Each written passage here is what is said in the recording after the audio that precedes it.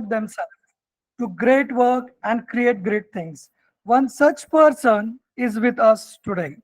It's my pleasure to introduce a visionary leader who has been at the helm the academic excellency and innovation.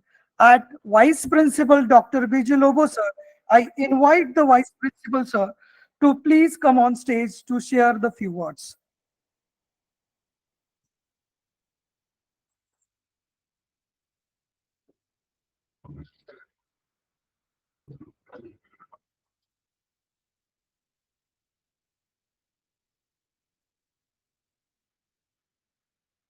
Pune District Education Associations, Professor Ramkrishna Mori, Arts, Commerce and Science Autonomous College, and with the collaboration with ICSSR, we are organizing here the 10 days national online capacity building program on research methodology and the magic of statistics.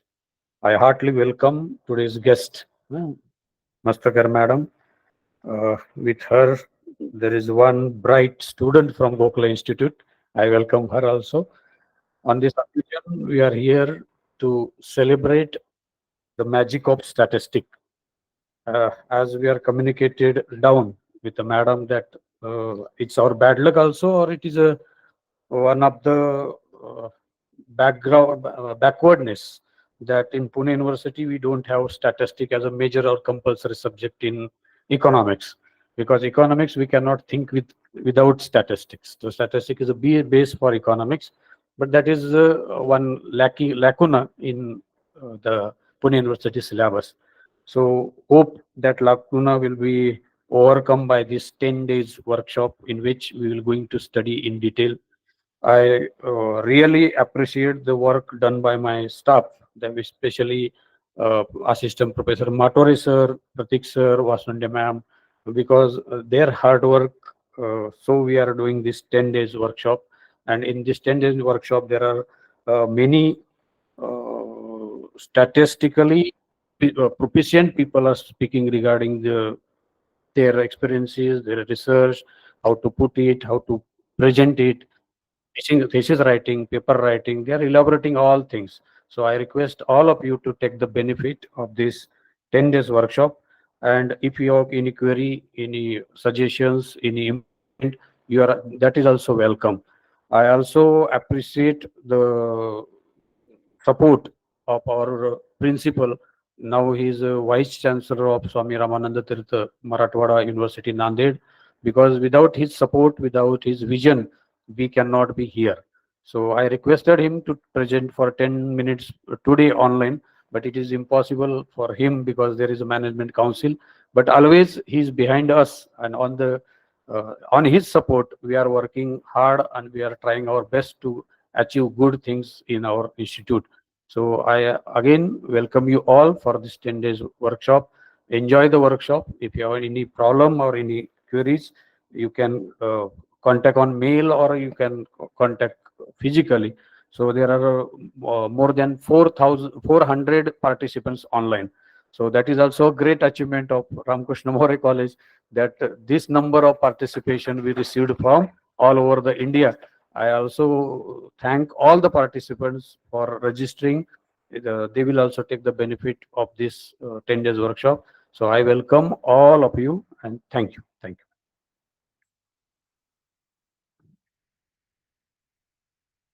Thank you, sir. Thank you so much, sir. Valuable information regarding capacity building program on research methodology. It is will help us in future. Now, I would like to Principal Sir, Dr. Biju Lobo Sir, facilitated to Dr. Priti Mastakar Madam.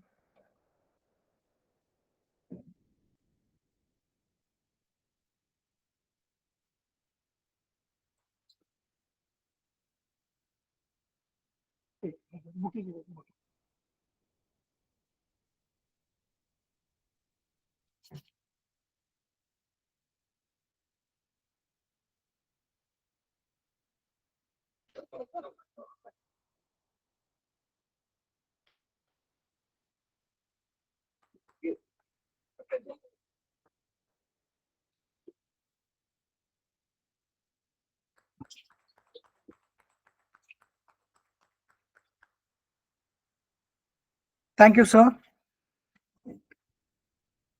I like to invite uh, Dr. Sonavni sir, Vice Principal Dr. Sonavni sir, to facilitate uh, P. Utika ma'am.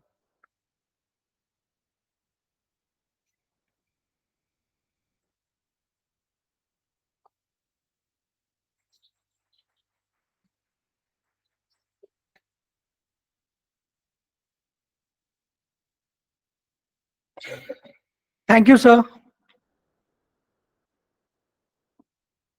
Ladies and gentlemen, I request to Dr. Lad sir to introduce our guest, Ms. Padmaja Uttar ma'am.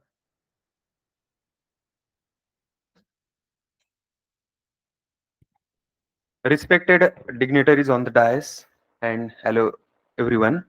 So, Miss Padmaja Uttawar ma'am studies at London School of Economics in Advanced Econometrics and Development Economics. She hails from Nagpur. Her broad interest lies in studying development economics, energy and environmental economics, and international economics. She is highly motivated individually who aspires to contribute to the research in these domains. I believe in constant learning and exploring new opportunities to upskill myself. Currently, she is finalizing her thesis titled Solar Module Manufacturing, a comparative study between India and Chinese using STEEP analysis.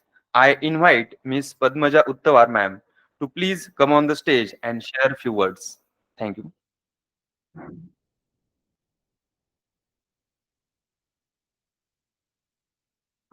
First of all, thank you so much for the kind words and your introduction. So I'll be talking here about my experience at the LSE summer school. I had gone there to attend two of the courses, summer courses.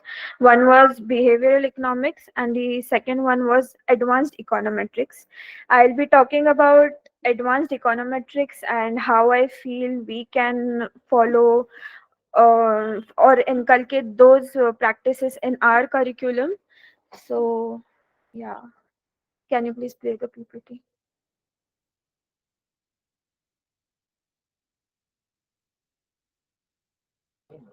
How?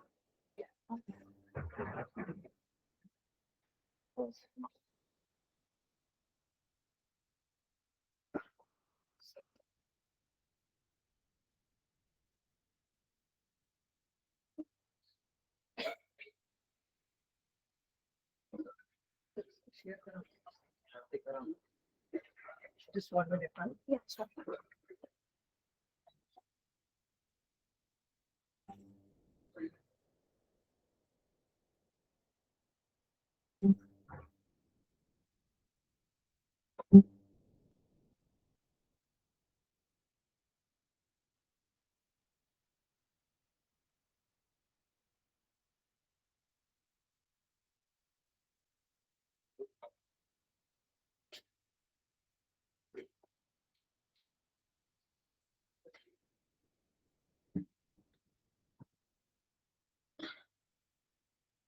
So first I'll give you the overview of what it was at the LSE, so how the course was structured and how it was there. So the course, the advanced econometric course is usually a undergraduate course that they offer to their undergraduate students, and it's a semester long course. But due to limited time in the summer, it was fitted into a 3-week course structure, and in that we had a 3-year seminar, 3-hour seminar class in which all the concepts or the theory was taught by the professor. And after the 3-hour seminar class, usually there used to be a gap of 1 to 2 hours for self study, and then immediately after that there used to be a TA session. So this was the highlight of the course because okay, so TA sessions are basically where a teaching assistant sits with you and teaches or like solves a problem set with you for on the basis of the concepts taught in the seminar. So this was the highlight because the day we were taught the concepts, That there and there we were given examples or problems where we could apply them, so strengthening our interpretation or the understanding of the concepts. So this used to be a 1.5 hour session, and so a day in the summer school would be of like 6 hours of coaching and 6 hours of studies of that one course. And then other characteristics were like, as I mentioned about the problem sets, these were like 10 or 12 questions, real world questions based on research papers, in publication blue papers. And then they also stressed about the integration with computer softwares like stata. So they also used to give us computer based assignments, and therein they used to give us raw data wherein we had to. So I'll discuss about the concepts in the next slides. And then the normal assessment was through midterm exams. So we used to have two exams. One was at the end of part 1 of the course, and the other final exam was at the end of the part 2. So this was the brief overview of and how it used to take place. And then I'll talk about how the course was structured, like what all there was. So in the structure and the flow, so it was divided into two parts. It was so the lectures, we had only 12 seminars, 3 hours in the whole 3 week period. And so first the course started with the basics. So they don't directly introduce you to advanced concepts, because obviously it gets very difficult to understand, and in simpler words it gets difficult to digest a lot of technical stuff. So first they started with basics, which I had learned at the Gokhale Institute, so it was easy for me to understand them and to connect with them. And then they started, like after two seminars or the two lectures, from the third lecture they started to stress upon the mathematical intuition behind the concepts. And so they always follow that basics, then mathematical intuition, then they stress upon the interpretation. So it's not like that you master the technical detail and you master the maths behind it and you are masters of econometrics. It's very necessary for you to get hang of how to interpret the results and how to formulate them and present them to an audience in a very understandable and a lucid language. So they stress upon the interpretation. Then they so how do they inculcate this habit of interpreting the mathematical intuition or the results from the models? They do this by introducing use cases, or they suggest research studies, they suggest research papers. So it's a very exploratory kind of learning where there is no structure or no particular only one textbook to follow. There are a lot of resources, and you learn by each and every example, because each and every example has a very different background to it. So a particular stress is on the use cases, where different econometric models have been used, different statistical techniques have been used, various research methodologies has been used. And then after studying the use cases, what I talked about, the computer based assignments, there comes the part of the application. So they have taught you in a way, in a very stage by stage way, in which they cover the basics, then mathematical intuition, then interpretation, use cases, and finally they tell you to apply it. So if LAC can do this stuff in a short 3 week course, why can't we do it in a semester long course? We can do it in a semester long course and increase the quality of education that we provide at our universities. And so yeah, this was the behind the scenes, or how how the course flows in. Then I'll talk about the course contents or the concepts that have been taught to me in that course. So as I had mentioned earlier, it was divided into two parts. So these were the concepts that were covered in the first 6 lectures. So when you see the part one, you like people who have studied econometrics or statistics might be familiar. These concepts, only the time series part might not be familiar to everyone, the undergrad students. Obviously, other experienced people might know about that. So these concepts, so what I was talking about, basics, so I was able to relate with it, I was able to understand them easily because some of the other stuff had been touched upon at my home institution. And so regression basics using matrix algebra.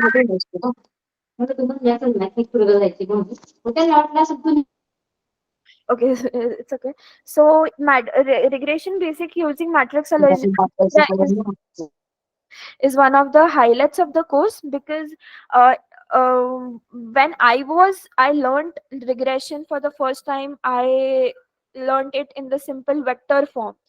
So for people, just to give the difference, vector and matrix is two different things. Vector is a simpler form, matrix is a more complicated form which can be used in more advanced operations and concepts. So I found it very nice because matrix algebra has a lot more applications than the vector form, and it needs to be inculcated in our curriculum because obviously it gets easy for the students to gel in or understand the concepts, and like even for the future when they learn more advanced concepts, because they are familiar with matrix algebra, it gets easier for them to pursue the subject. And then principles of estimations, I was taught two types of estimators: the ordinary least square estimators and the maximum likelihood estimator. So these two estimators are the basics of econometrics and are taught in any introductory course. They are in India or everywhere. But the thing here was that they also went behind the technical derivation of these things. So what the emphasis of technical derivation is that when it comes to the interpretation stage, when you have to interpret the results, having the knowledge or having the technical know-how of how these things were derived in first place gives you the ability to check the results for any discrepancies. And then principles of testing, like hypothesis testing, the t-test, f-test, wall test, and the emphasis was on using a lot more non-parametric tests. So like we know, z-test and t-test are not non-parametric. For them, for us to use these tests, the data should be normally distributed. But I was also taught the non-parametric alternatives. And then introduction to time series was the first topic that was very new to me. I had not learned it before. And they have touched upon stationarity. So in this, for time series, they have covered the theory only. Application part was less because it's a more advanced concept for undergrad level students. So now summarizing the first part, we know that these concepts were known to me. Now coming to the part two, which was more complicated. So now here, everything was new to me, and I struggled a lot. I'm being honest, I struggled a lot because again, the way I was taught, I was not familiar with using matrix algebra. I knew matrix algebra because I had studied it in 11th and 12th and in calculus as well. But again, because there is this gap that we study in isolation, we study all the concepts in isolation, there is that is why when it comes to apply it in different domains, we struggle a lot. So I guess even my peers also were struggling who had a similar background like me. So here so these concepts are not taught on at an undergraduate level in India, like and a few couple of students who were Indian also were struggling with this. And these concepts are mostly covered in the master's course. So endogeneity, IV estimation, 2 SLS estimator, simultaneous equations, and these concepts were advanced, and they have a more realistic application. So what we studied in part one is the basic, it builds your foundation, but they don't have a real life use that of that much. These concepts have a more real life use because data is not the way we want. So to account for the anomalies in the data, these concepts are more in use. So what happens here in our curriculum is that we stop at these basic concepts and we don't go into the technical detail, and that's why students say ki, Arey, we studied this but this doesn't have any real life application. So it's necessary for us that if we are emphasizing on building the foundation, we also introduce concepts that have real life use as well.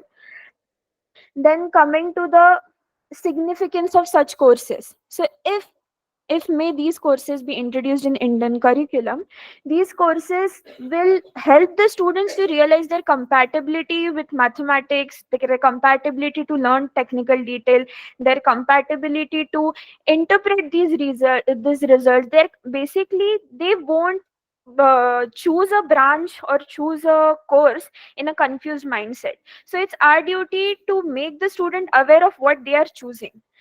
Like at the end of the course, the student should not say कि अरे मुझे पता ही नहीं था कि ये इतना difficult है, इसमें इतना maths है. So it's our responsibility to tell the students no. If you're choosing this, this is there, and we should upskill the quality of education in our curriculum. And then course with such a structure prepares the student to pursue research at a very initial level. So I am an undergrad student. Because I had this exposure, I am somehow I somehow was directed towards, okay, research, okay, I can pursue it, okay, this interests me. So if a student is choosing economics at an undergraduate level, he should get the edge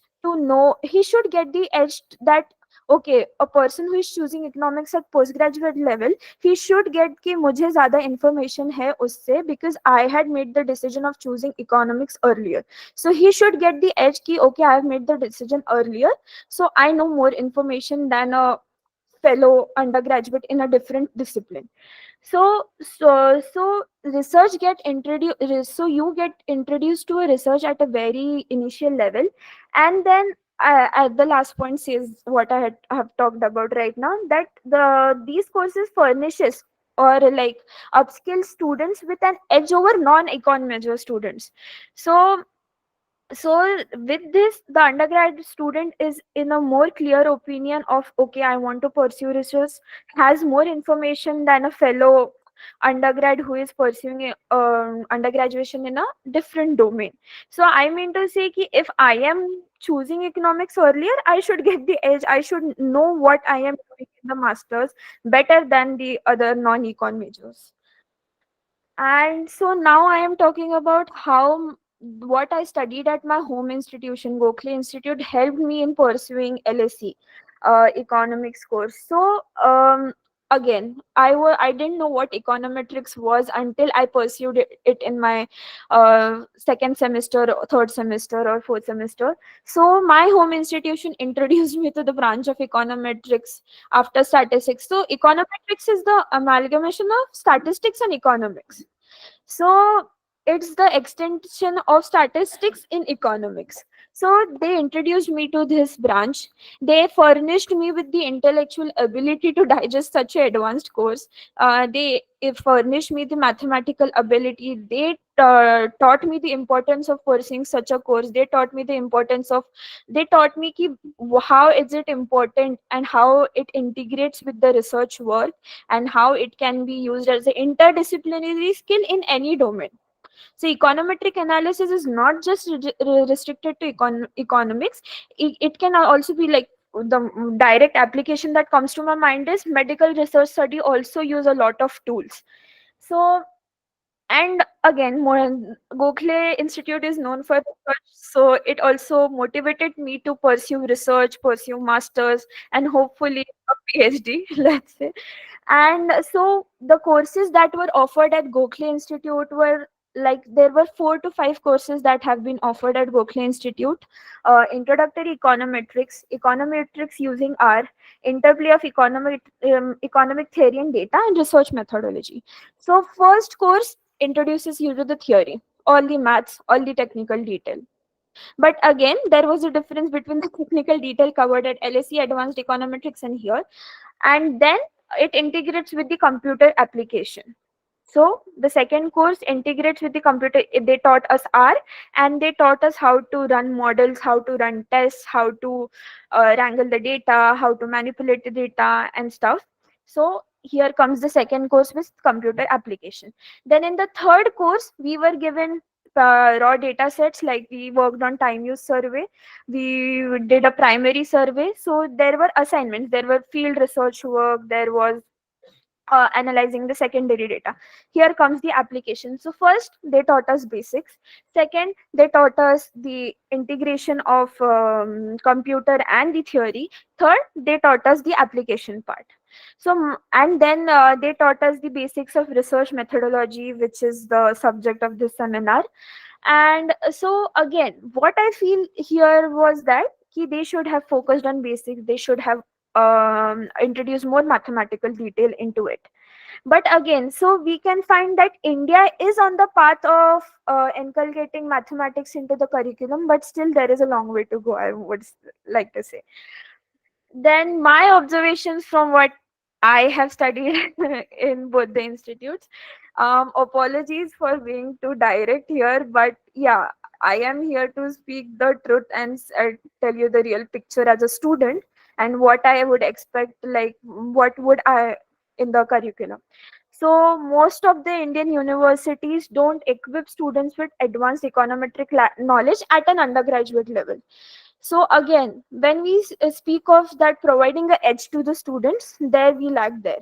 So when I was at LSE a couple of years from SRCC and LSR, like Lady Shri Ram College Delhi, from the DU universities were like, why are you taking so much advanced course? Because we are not even able to digest or learn the concepts from introductory econometrics. So here we see that Gokhale Institute was far ahead in the race, and they taught us. So like peer undergraduates also were struggling from so not private universities, but from DU as well.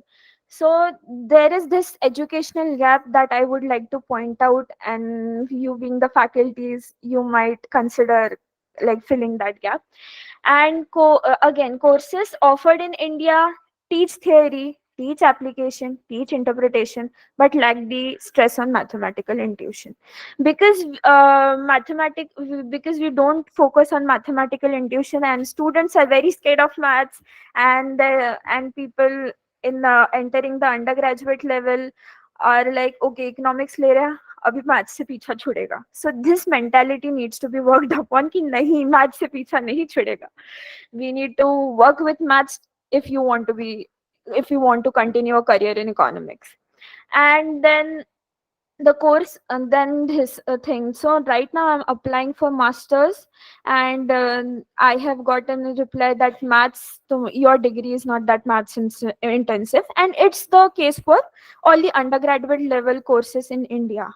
So again, the maths that has been taught to the students at an undergraduate level in abroad is not being taught here. So we need to work upon it, because we need to bring a uniformity in the educational standards globally. So it should not be like that because of one or two reasons our students are lacking behind, or are like underestimated. Okay, they have been not taught. So so though these courses have been taught, but at a higher level of education, so people have to either do a postgraduate diploma in economics and then go for masters, or they have to do a masters in India and masters in abroad. So why waste of time? We can obviously now a new education policy coming into picture, 4 years of undergrad is there, so obviously there is a lot more time at hand. We can introduce such courses, we can work on mathematical intuition. And this mentality needs to be worked upon ki maths is optional when you pursue economics, because no, maths is necessary. And then, okay, so implications of this gap is that disparities across the courses, and this has led to intellectual loss.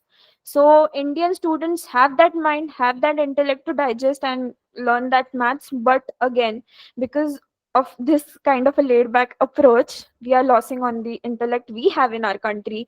And then that's why people are going for masters abroad. So we are a developing country, we have more economic problems, then why can't we build the education facility to accommodate that skill set here? And then potential of Indian students is not yet fully utilized. Again, what I said, they have that intellect, they have that capability, but we are not utilizing it. Students usually don't have a clear picture of what to do. Again, economics घेतलं म्हणजे math सुटलं असं नाही. This is a very wrong picture that they have in mind. Students struggle due to these disparities because again, like many of my peers were struggling. Okay, now we have done with 2 years of economics. Oh shit, we didn't want to do this. Why? Again, there is no clear picture in students mind. Negative effect on the quality of education. So yeah, means most of the points I have covered here, and students don't think research as a viable career option in India. So research is like अरे ह्यात पैसे नाही आहे, हे काय करत आहे तुम्ही, तुम्ही एका जागी बसूनच असता. So again a wrong picture of research is being painted in the young minds. And there is a grave need for research in India because again it's a developing country, there are more economic and more complicated problems being addressed. So we need that skill set, we need that skilled population to deal with these problems. And now, what I think needs to be done to address this gap, uh, we need to introduce a detailed and mathematically intensive curriculum, I feel, across undergraduate and postgraduate programs. Because if we introduce at a grassroots level, then only we can prosper at the higher levels of education, I feel. And aim should be to attain prowess in application of these tools and compete at an international level. म्हणजे असंच हे केलं satisfy झालं नाही. You need to learn from international use cases, you need to have that ambition in mind. Okay, I need to compete internationally, इंडियापर्यंतच थांबायचं नाही आहे. And then promoting students to try and test their compatibility with econometrics, particularly non-parametric tools at an undergraduate level. So if people are confused, you need to tell them ki nahi, itna maths involved hai, if you can do it, or else back out at an earlier stage, because it is good for them also to choose a different career line. Masters मध्ये गेल्यावर इतका सगळा resource invest केल्यानंतर you choose, okay, no, this is not for me. Yeah. So spreading awareness about pursuing research as a career option is also necessary, because research, I feel, is a very if a skilled mind gets into it, research has a very great potential, and India can also develop with proper support in the research facility. So yeah, so that was it. Thank you so much. And yeah.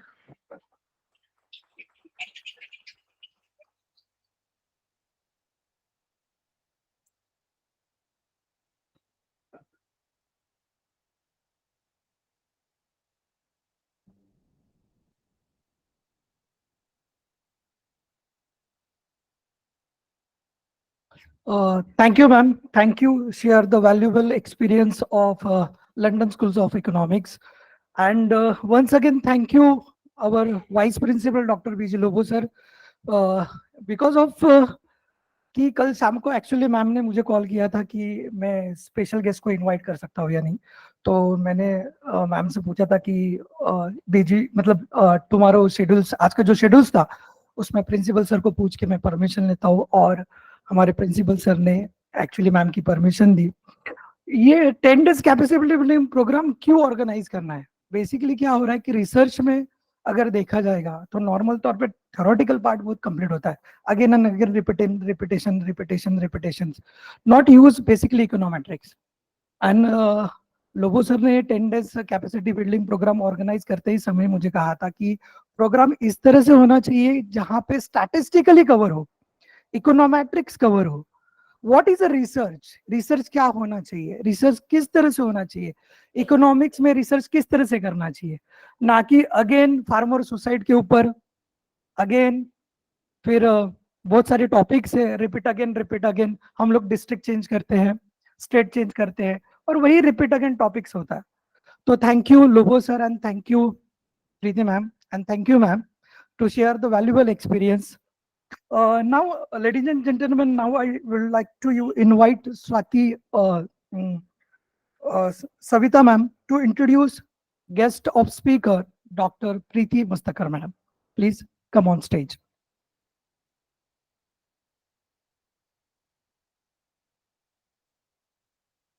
Identifying a research gap is important as it provides a direction for potentially a new research or helps a bridge the gap in existing literature. We are fortunate to have Dr. Priti Mastakar Madam with global research experience to guide us on the important topic like research gap. Wide international experience in teaching, research, and academic administration, spanning countries from Asia Pacific through West Africa, taught European, Australian, Asian, African, and Indian students across Cambridge University, Symbiosis, and Pune University curriculums. A consultant for government and national green tribunals project in environmental, financial, and economic modeling independent expert auditor for Survection report for the Indian Prime Minister Swachh Bharat Mission, headed the auditing team. Advisor to the Aurangabad, Nashik, Latur, and Sangli Municipal Corporation on their municipal solid waste management problems. Researcher, consultant for finance, environment related projects related to biodiversity, climate change, and waste management. Currently working on multiple environmental projects. One, carbon tax in Maharashtra, just completed the Mahabeshwar water contamination due to the equine waste project. It solved decades old contamination problems, heading a carbon accounting project for the Nashik Corporation, designing and implementing the sustainability project at Japalopi Equestrian Farm and valuation of biodiversity teaching AE to environmental science students at MIT and Gokhale Institute. We are doing a live project and valuation of ecological services. I would like to request Dr. Preeti Mustakar Madam to guide and enlighten our research scholar students.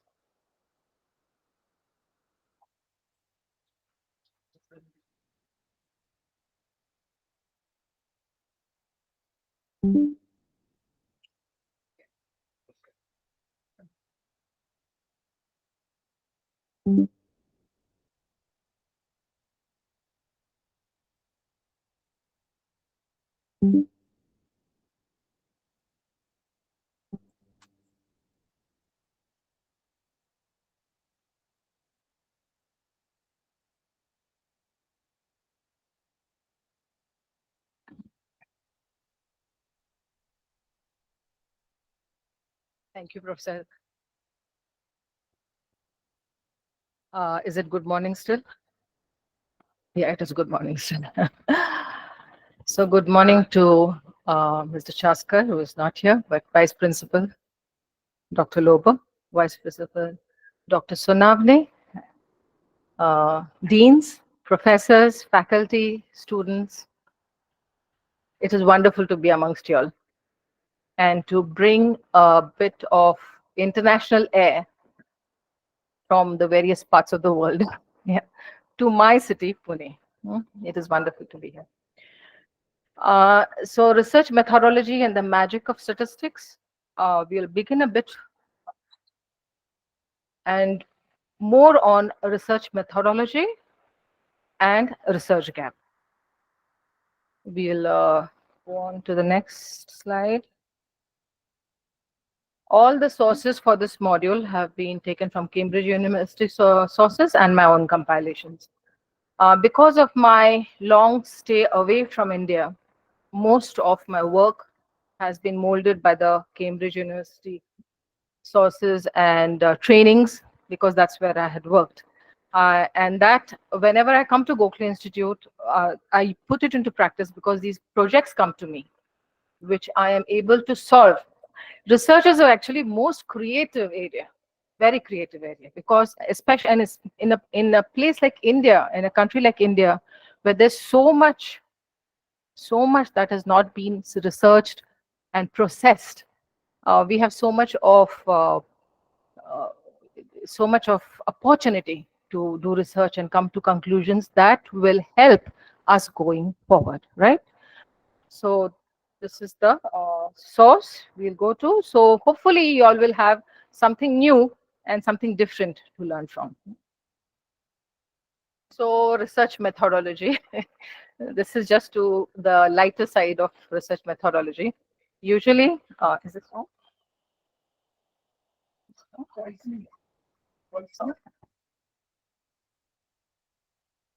Yes, no, it's clear. Yeah. Yeah. So what usually holds research methodology when you go about having projects or problems? That this is the cartoon which is showing you that the person who is offering research is saying, can we use quant study for this project? And the client is saying no. And focus groups, the client is saying no. And then when we are looking at the monitoring of social media chatter and cherry picking quotes, then they are fine because it is cost effective. But that should not be. That should not be. We should be the research needs to be thorough rather than going for a shortcut, right? But it is meant to, as a comic laugh, nothing more than that. And then sometimes we do research and come out with a product which at that point especially may not be of any use at all. Yeah. So we have, when we look up at, we have these projects coming up, or when as students we are seeing something that we need to want to research, then we have to think of these things. Is it going to be useful at the end, right? Just to introduce the magic of statistic, this was an article of mine in Times of India, and it came to me in a very weird situation. I was in the hospital. My son had been admitted for gastritis, and the editor of Times of India, she's a good friend, she called me and she said, "No, Preeti, we want this article immediately. We want to." It was a Friday, I remember, and it had to come in the Sunday Times. I had to call for my laptop, and the question was, should we go ahead with a project that the Pune PMC, the Pune Municipal Corporation, and the local corporators are very pressing forward with? And that is, they want to make a tunnel between Kothur, and I don't know if you have heard of it. They are trying to make a tunnel from between Kothur to Pashan, yes, cutting through a 6 million ore takedi. We are all trying to save our hills, right?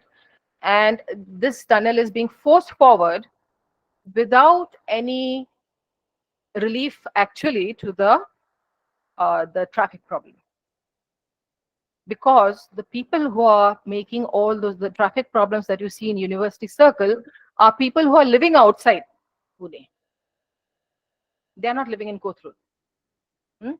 And they are traveling through this whole area, and of course none of their offices are in Baner. In Baner we have NCL, on Pashan Road and Baner. We have the NCL, we have all research facilities over there, ISER. There is no factory there, there is no retail shop there, there is no IT there. So why are we building a tunnel from Kothur to Pashan? That was the question. And she told me, you have to write what is the problem with it. So I did a quick math. It was a quick math because I know I started writing at something like 6, 7 o'clock. The laptop came to me, and by 9 o'clock, the article was out. But I did have some basic knowledge of the Tekri. I knew how many kilometers it was, and I knew that there are how many trees in a kilometer. I also knew how much of oxygen a tree gives out, how much of carbon sequestration it does. So I was able to do a valuation. Yes, I was to do a valuation of these ecological services. That gives one of the valuations for the Tekadi, why the Tekadi should not go, right? Besides this, so I will just go to my article. So this was the article, yeah. And besides the trees which were giving oxygen, which were sequestering carbon. They also have a timber value. We have the Supreme Court giving it, say, 4 lakh rupees for one tree. That is a value. There are also aquifers there. In this Tekadi, which is 6 million old, there are aquifers of water. Some of the aquifers are as recent as the last monsoon, the water in the aquifers. Some of the aquifers are 100 years old. Some are million years old. And there's water there. That water is 1/3 of the supply to Pune. The entire water that Pune takes, 1/3 of the supply comes from these aquifers. If you are going to cut the Tekadi, and which partly was done when you had the at Chandni Chowk, the highway coming up, the water was bleeding because the aquifers had been cut through. So water was coming out. So you're losing water supply, which in a place like Pune, where there's so much of construction going on, so many swimming pools being built, very unsustainable. But all of this is going on when we are going to have so much of a water demand. If you're taking away the supply, what is going to happen, right?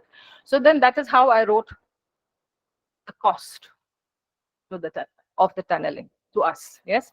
So in terms of oxygen, in terms of carbon sequestration, and so it came to 365 crores of oxygen water.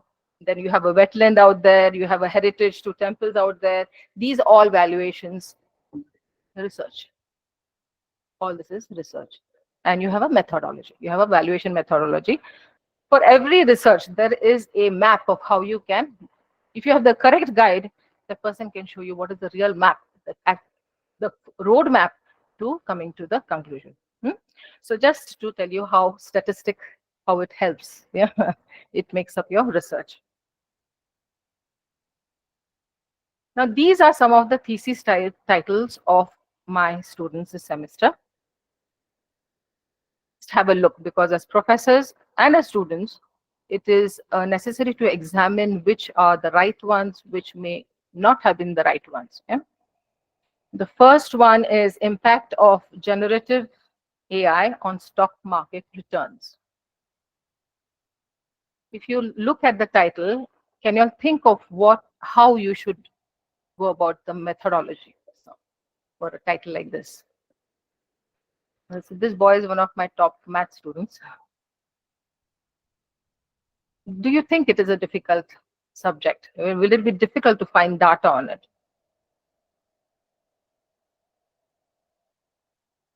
You can look at the others also. An analysis of ESG, the environmental social governance. I don't know if we are all aware, ESG is something that was brought into India in 2012 as a monitoring indice, and that helps companies, if they have established ESG, to get funds at a very low cost, and availability of funds becomes easy. So that was an analysis of ESG considerations and stock market returns. Should ESG matter to investors?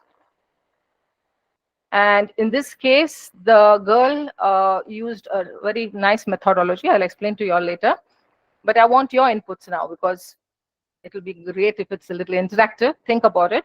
An analysis of the relationship between ESG ratings and share prices of selected Indian steel manufacturing companies, Tata Steel and JSW Steel, implementation of nature-based solutions in soil-related challenges, carbon credits, carbon taxes, and carbon futures. Professors, can you all, even students, think about it. What is a right title and what is a wrong title?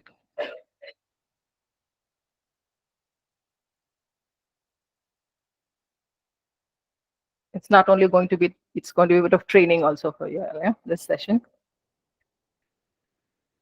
So the first title was the student, he examined all the top IT companies. IBM, Microsoft, Google, Apple.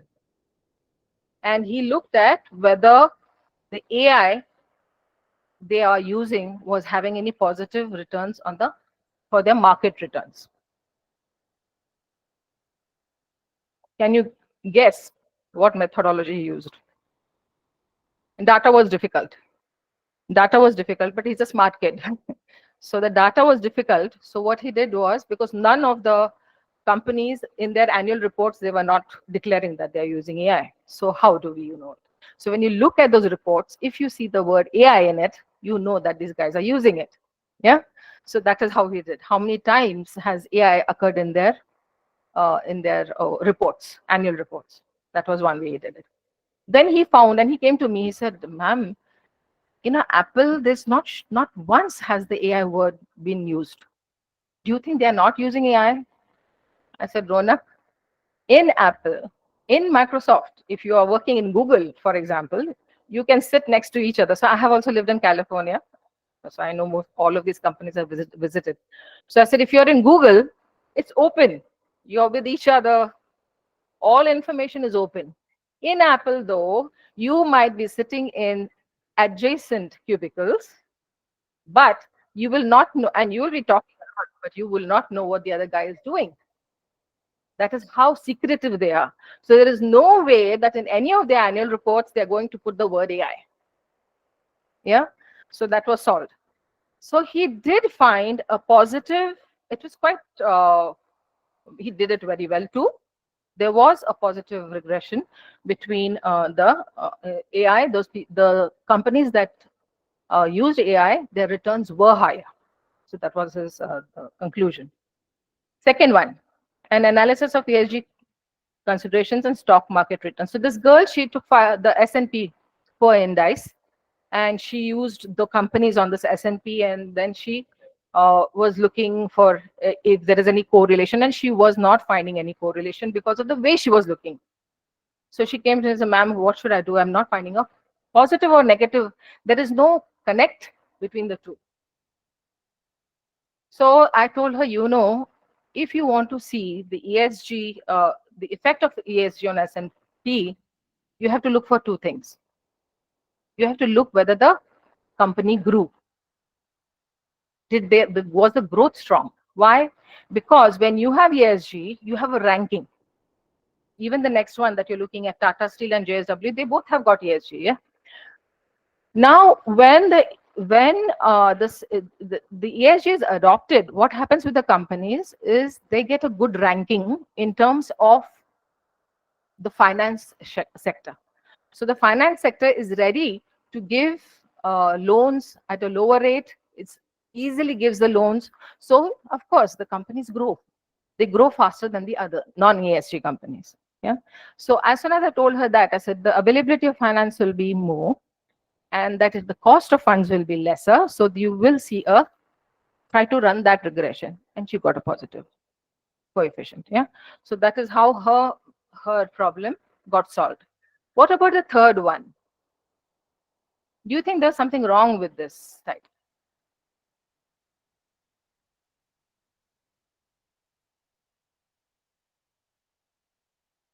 They were trying to, the girl, Ananya, was trying to relate ESG ratings and share prices. That's where it went wrong. Because your growth may not necessarily affect the share prices. Share prices is mostly animal instinct. So it may not be, you have taken a variable which is very different. So you may not find a correlation. She didn't find a correlation. So her hypothesis remained negative. Negatively proved there is no what you call connection between the two. Look at the next one, implementation of nature-based solutions in soil-related challenges. If you have to face a title like this, how is it going to, how are you going to think of going about it?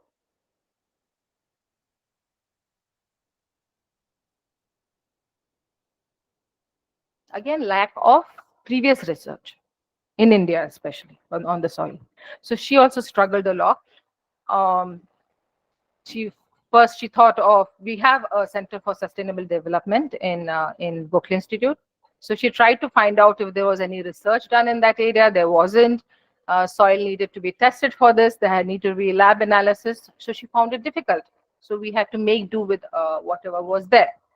The last one, what is the problem with the carbon credits, carbon taxes, and carbon futures? Is there any problem with that title?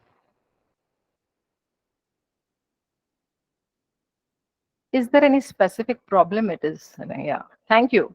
Please speak. Let it be interactive. Yeah. What do you think is wrong with it?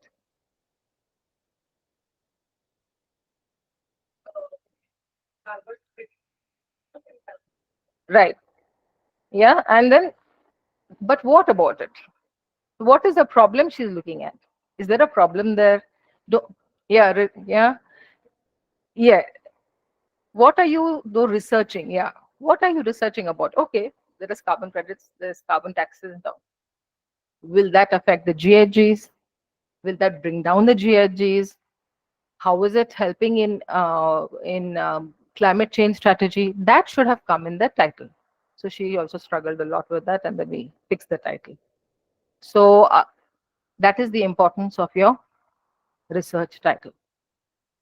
So begin with this so that you all know when you go into taking up a project, a thesis, you be very careful how you word your title.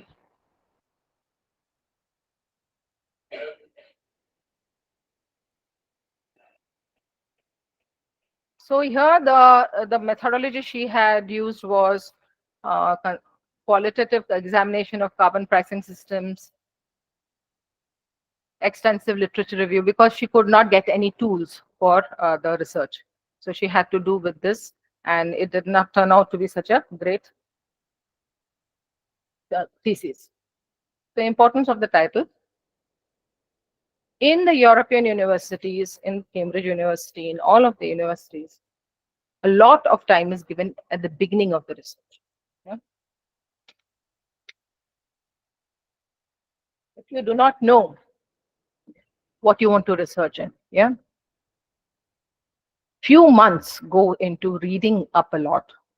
One is you already know what you want to do because you have seen something occurring again and again, and it has bothered you, and it's a problem for you, and you are ready with what you want to research. However, if you do not have that idea, you need to do months of literature review to find out where that gap is, and it should be of interest to you. Yeah. So that is why the thesis title, we spend a lot. We spend, like, suppose we want to go for a year's thesis with our students. We begin sometime in March, the earlier year, and then after a lot of discussion, March goes, April goes, in May they go, and all these 2-3 months they are doing literature review. In June we meet the students, June, July. We meet the students and finalize the title. And the title is completely very beautifully worded because that sets the path for the research. You don't have to look here and there. Once your clarity is there on what the title is, you don't have to look here and there. It just follows very nicely. Yeah. So that is the importance of the thesis title. The correct research guide, in what sense? Experience is a must, because the more times you have done the research projects, you have solved so many theses that today sometimes I'm walking in the corridor in the institute, and they come, the students come and say, this is my problem, and in 2 minutes I'm able to tell them because of the experience, but also because of staying in touch with the latest methodology.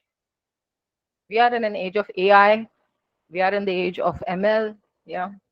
So these are the things that need to be used. And unlike when we were studying, we used to have to do the regression manually. Now it's like this. Yeah, you put a SSPS, you put a starter, you put a auto regression. Your regression is done. Hey presto. And moving forward, it's even going to be further fast because so much of everything is available online. The importance of the research guide should be having experience and also abreast of the latest things. Should have time for you to. And data is very, very, very difficult to get by, especially in India. I will, when I'm showing you my projects, you'll understand how, when there is no data, what you have to do. Yeah. So the data is very difficult to get by. So especially as students, try not to take some thesis which is the data is not available, because you're going to struggle with finding out the results, and your results may not be good. Yeah. So robust data is very important.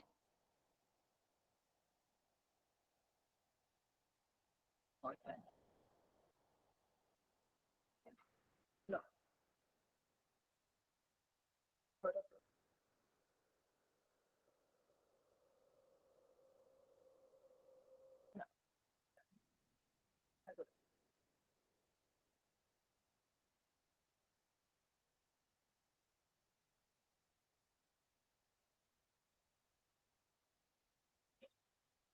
And the importance of the research design. Once you've got the data, you do your design, your title is clear because your literature review is done, your data is good, research design, and you are set to go. Yeah. Uh, and then a product cycle of any research work. Gone are the days when you said 7 years lag raha hai, 15 years for a research, for a doctoral. You're not in the right place. 7 years, you're not in the right place. There's something odd. You should, as an experienced researcher, if you're doing a PhD, not more than 2 to 3 years. If you've already got research experience. If you do not have research experience, you should not be thinking of immediately of PhD. Go to do research work first so that it becomes easier. And that should take not more than 4 years. So that is the product cycle for a PhD. For a year's thesis, within a year should you be able to finish. Like we begin in March, in June, July, your title is ready. In September, your first draft is done. In November, your second draft is done. January, your last draft is done. And then you're ready to start doing the presentation and the, answering the, finding out what questions will come.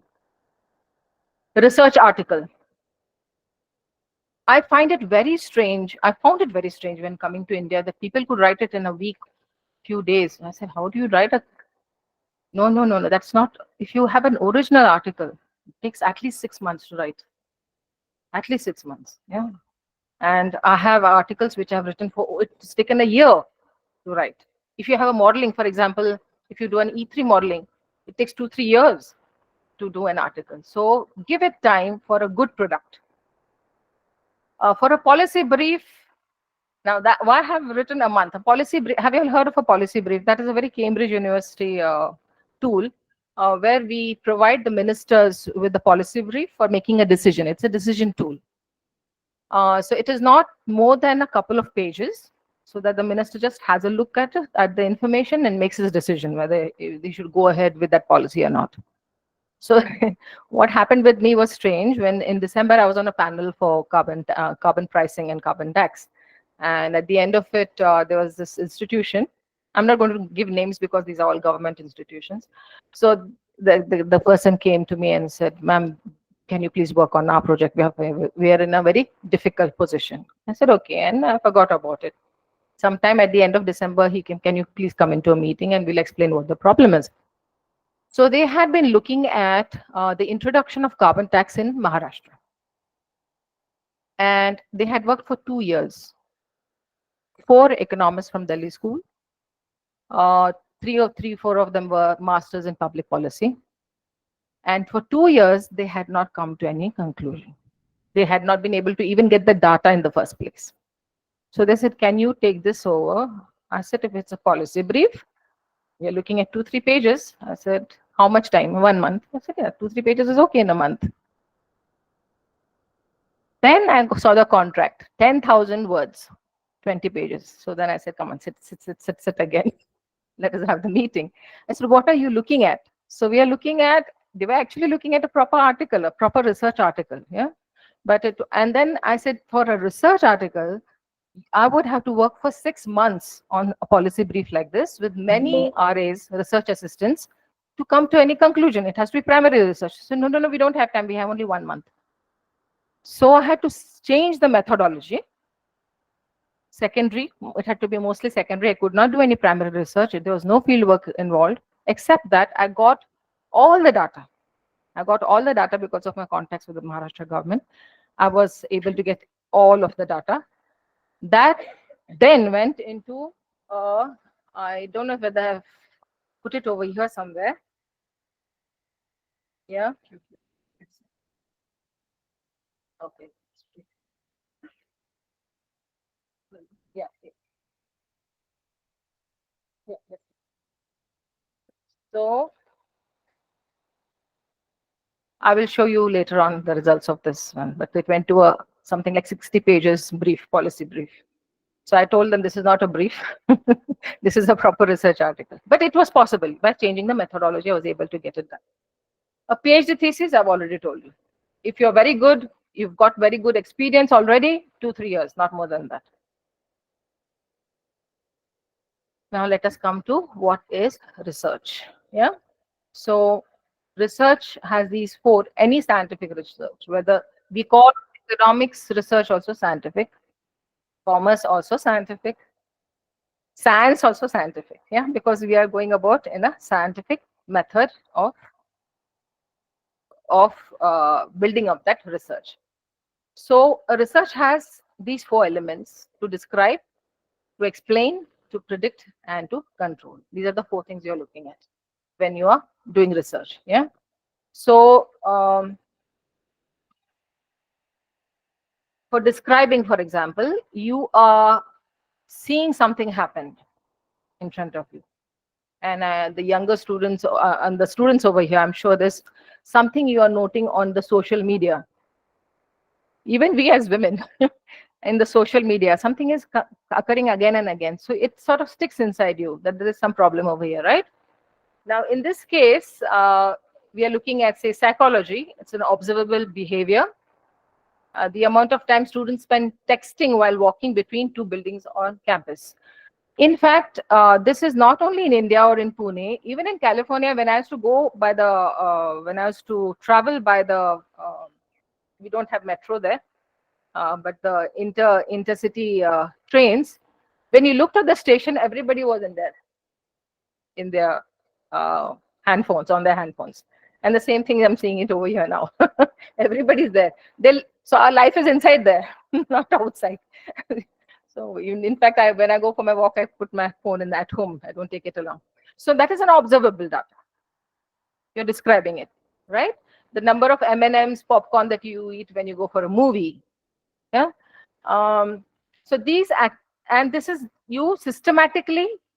I've just taken light examples over here. I will show the serious example later on.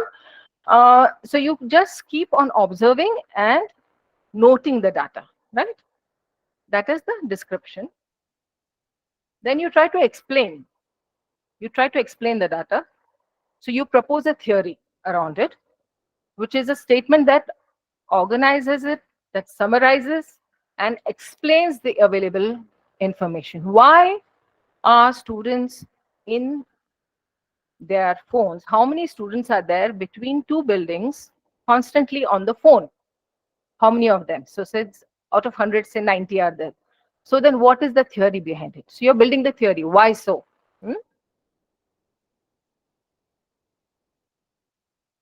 So this was a real research done, and it was published by Dahl and Morales. And that was when you go to what you call bookstore, and you are picking out a magazine. So when you take out the magazine, you look at it, you like it, but you put it back and you take the copy which is behind. You don't take the one that is being used. Same thing with clothes. You will try out something and you will not take that piece along with you. You will go to all those where all the racks are and take a new piece out and take it. So why so? What is the reason for? So that was what they had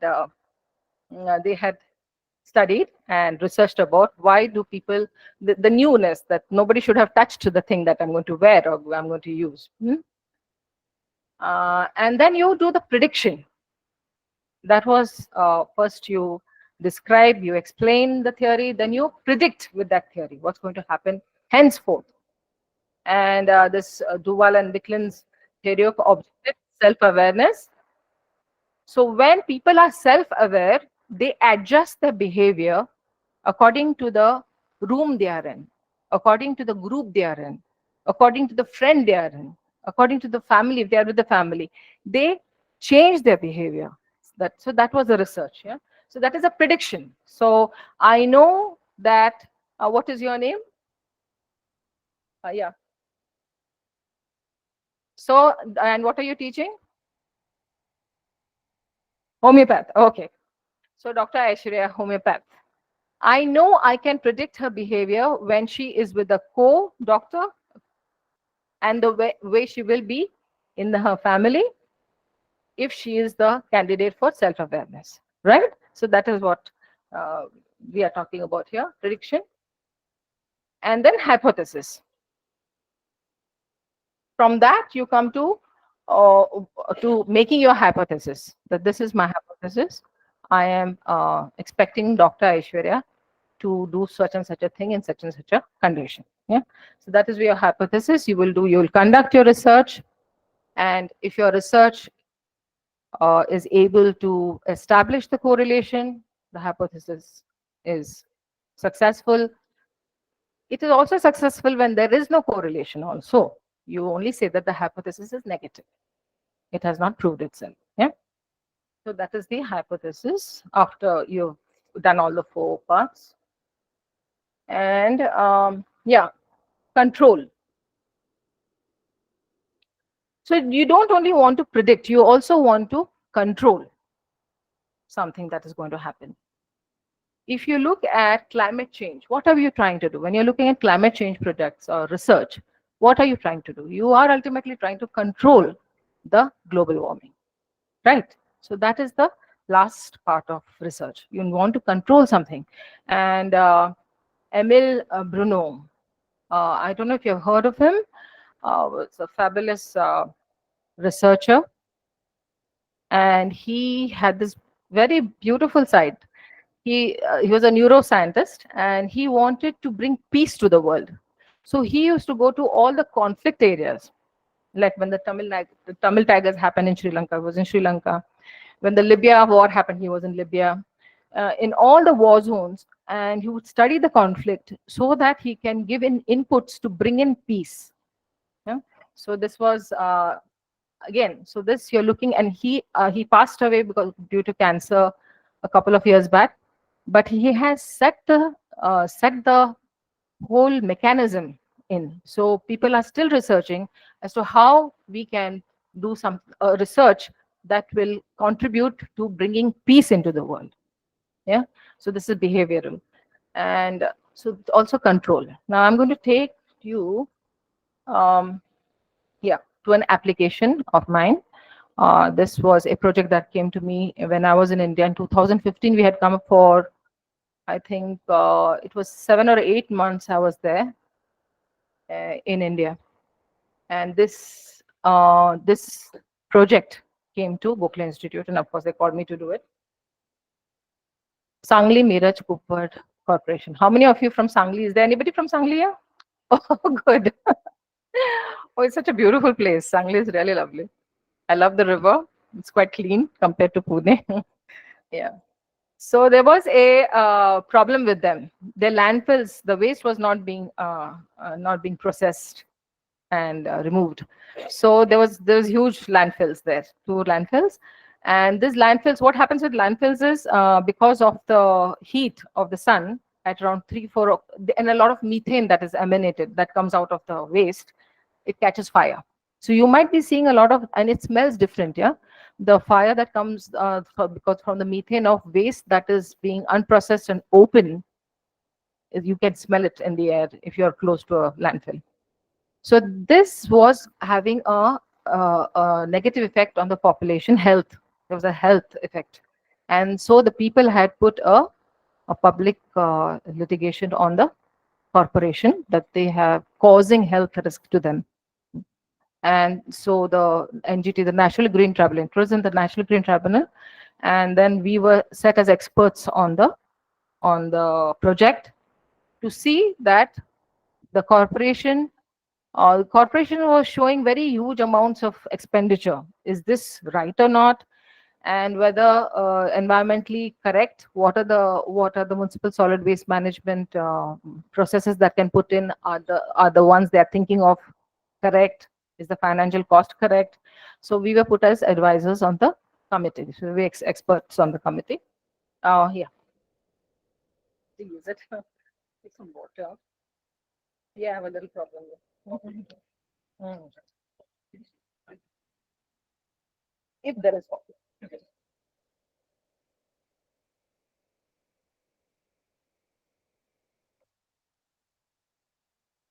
So this was the, yeah, luck came to end, and we were put as experts on it. My husband was also with me. He's also an ex-Gokhale Institute alumni. So both of us did it together. So we did, this was the document we made for the National Green. You all are aware of the National Green Tribunal, everybody over here? It takes all the environmental cases. And we have a west zone, north, south, east, and west zone. The west zone is in Pune. It is like a proper court where all the environmental cases come. So then this was our project that we did. We did the entire financial modeling of the Sangli Media Skookpur Corporation, that municipal solid waste management project. To describe, so we did the there's a I don't know how many of you are aware, this a mass balance modeling we do in economics. I don't know if anybody is aware of it. So we do the mass balance, which is the description of the project. Then we did the explaining, that is we ran the revenue model. We had to do financial modeling, so we did the revenue model. We explained it, explained cost model. We did the cost model for it. For the different pyrolysis, SLF, composting, MRF, RDF, all of these, we did the cost models. The CapEx, the capital expenditure. Again, explaining, we are still explaining. And then we predicted what would be the cost benefit of this project if the project was taken up by the government. The costs are so much, the benefits are so much. Should the government go ahead with the project or not? This is a CBA. So for CBA, what we do is, once we've done in the financial modeling itself, what we do is, especially for a government project, it can go for 20, 25 years. We run the model predictions for 20, 25 years. And we find out all the costs together and all the benefits together and see whether it should go ahead or not, the government. So what we do is then, say 25 years hence, the cost of the funds, the value of the funds is different. So we use a present value, and we find out the internal rate of return, IRR, the rate also ROI, the return on investment. So all that you can see over here: cumulative costs, cumulative benefits, and then you have the net present value and the benefit cost ratio. So when the benefit cost ratio is 1 or more, the government should be going for it. But for government projects, they may not go ahead even if it is less than 1, because the health risk is reducing. Now, in a financial modeling, you will not find that the health risk is valued anywhere. Yeah, I'll show you where it is valued. Yeah. So here, this is what was the thing. So if you see that if the corporation needs to go ahead, then it has to look at the entire all the years, and you will see that in year 20, what is it, 2032, I think, that is when the benefit cost ratio, the benefit cost ratio becomes 1 and over. Yeah. So this is the model we had created. Again, we are predicting now. Here we are predicting what it's going to give in years to come. That is your internal rate of return. And then the cash flow of the project, prediction again. Prediction of the depreciation model. Prediction of the timeline of the project. Now, control. Control is where the greenhouse gases, the methane is the highest in waste. Yeah, when you keep the waste open. So all the methane that is coming out is, if you've heard of the Dubai COP, what Prince Charles said was, it is 100 times more potent, more harmful than carbon dioxide. Methane is a shorter life, but it is 100 times more potent towards and causes global warming 100 times more than carbon. So it is, this is what we did. We did the modeling for the greenhouse gases, and we are telling them that is how you will control the greenhouse gases. You will bring down the greenhouse. That's how you control the production of greenhouse gases that will bring down global warming. Is this understood? All the description, explanation, yeah, prediction, and control. These are the 4 parts of a research. You get the idea?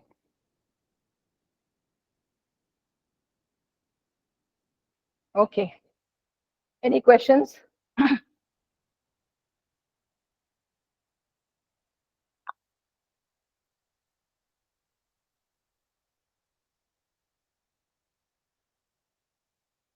Clear?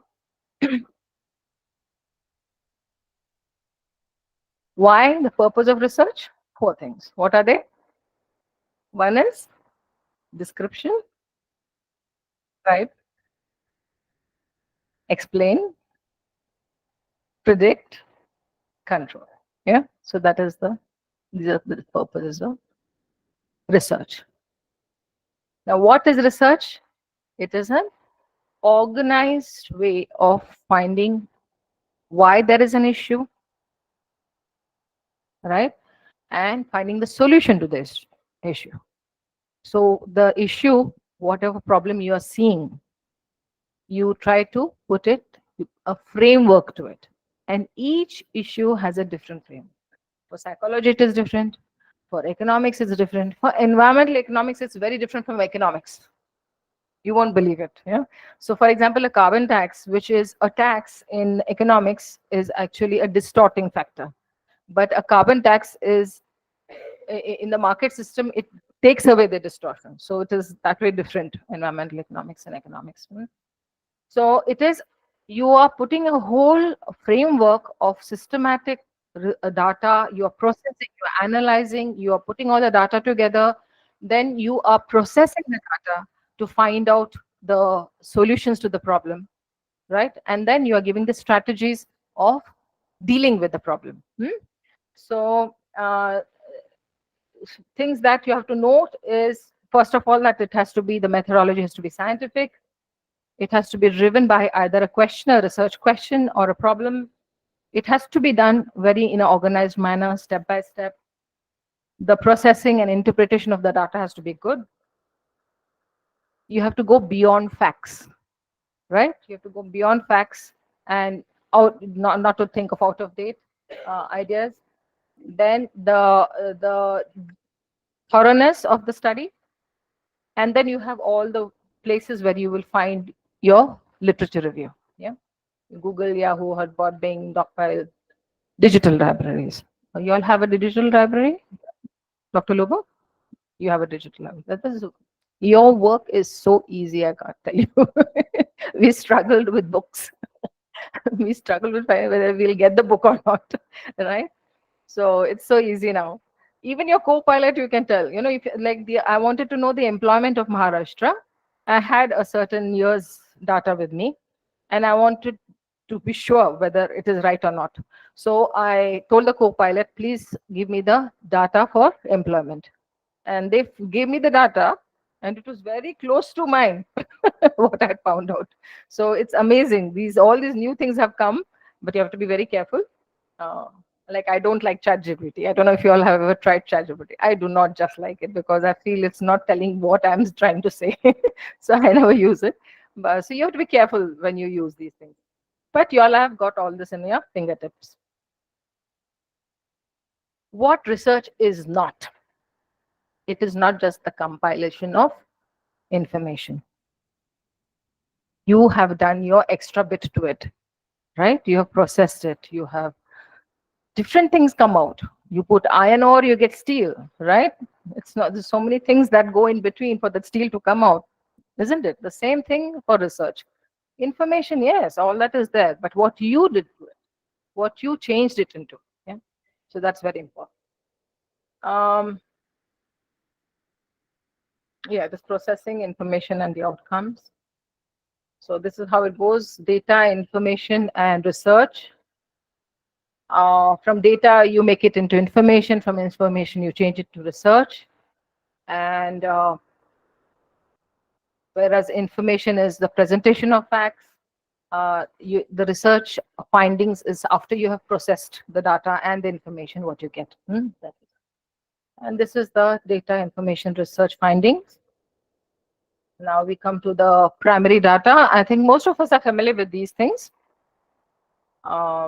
So primary data, usually there are two parts to this now.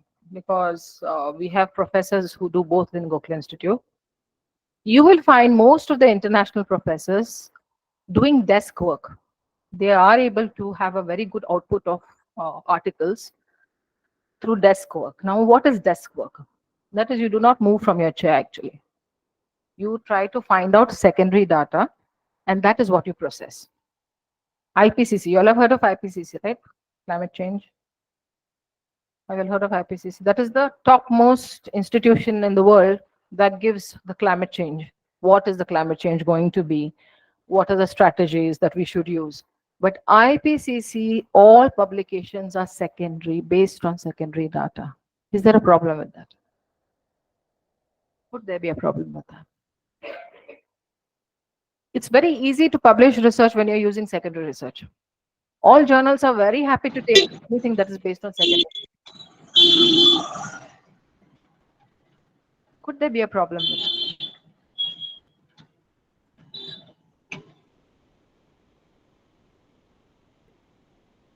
Not checking out, right?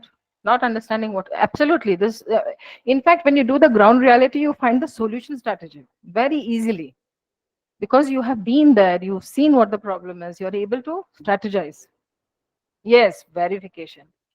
So when we, for example, the data for waste, if I have to do for a project in Maharashtra, I will, okay, online. They have also given something, but I go to the landfill and check their register to see if that is matching or not. Because in reality, it can be something totally different. The groundwork is something else. And then you know what the problems are at the ground level and you're able to strategize. So you have professors who do this and they do a lot of modeling, but I will show you later what problems that happen come about because of that.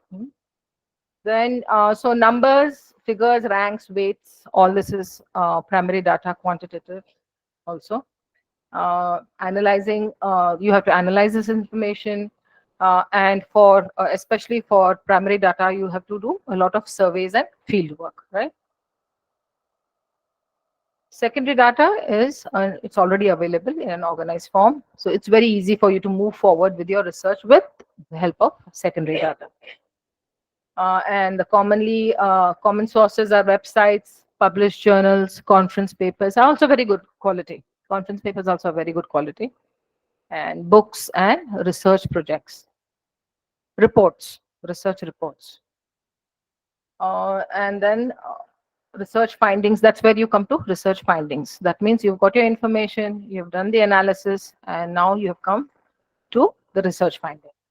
So you utilize all the information in terms of data, use information that is relevant, not that your title is something else and you have used some other information, doesn't match, right? It has to match. And then the quality of information, and you have to verify and authenticate it. So when I was with the Swachh Bharat mission for the Sarvekshan, Sarvekshan in Pune Municipal Corporation,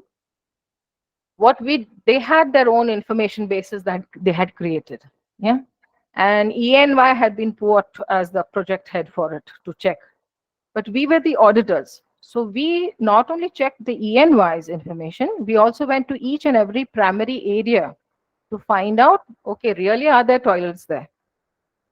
Really is there no open OD, open defecation?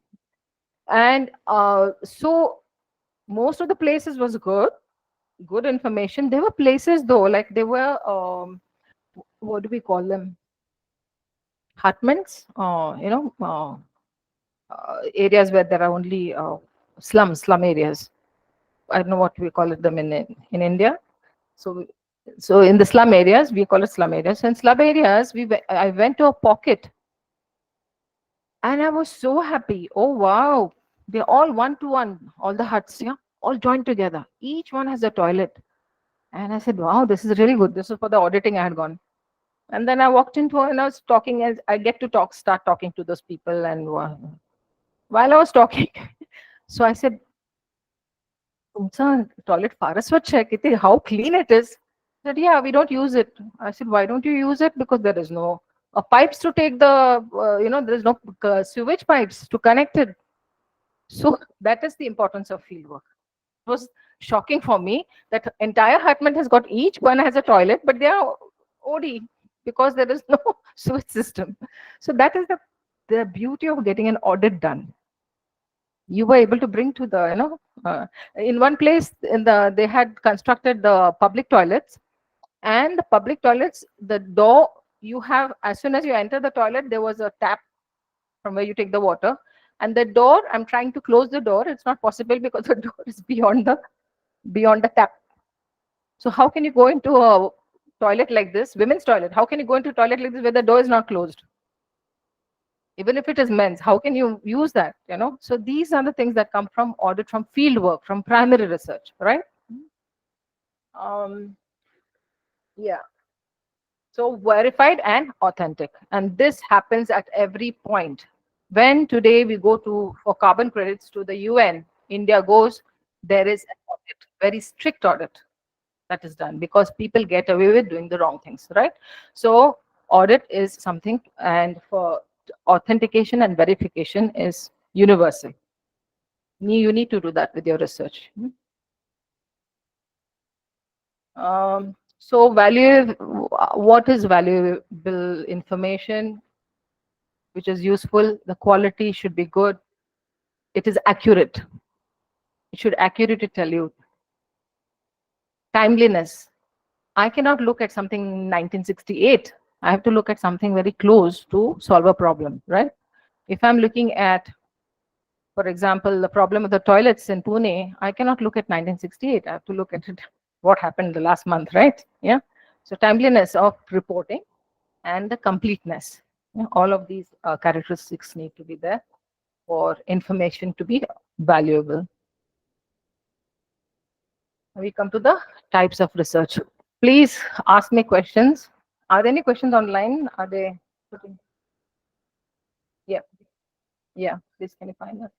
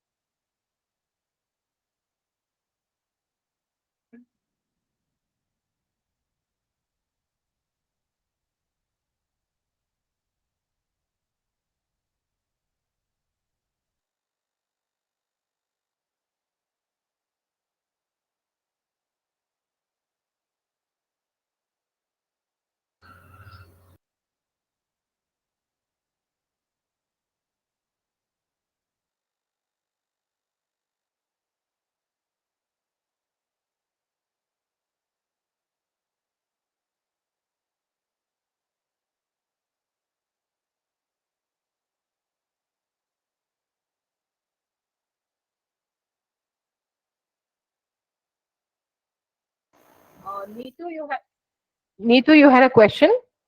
Neetu Singh? You can unmute and ask the question. Neetu? If you had a question, just unmute it. Hello. Can you hear me, ma'am? Yes, I can hear you, Neetu. Ma'am, my question is that can research only solely depends upon secondary data? Yeah, Neetu. Yeah, just mute yourself. I'll let you know. So, Neetu, that is what I'm saying. That secondary data, the problem is we do not know how accurately we are giving the solution.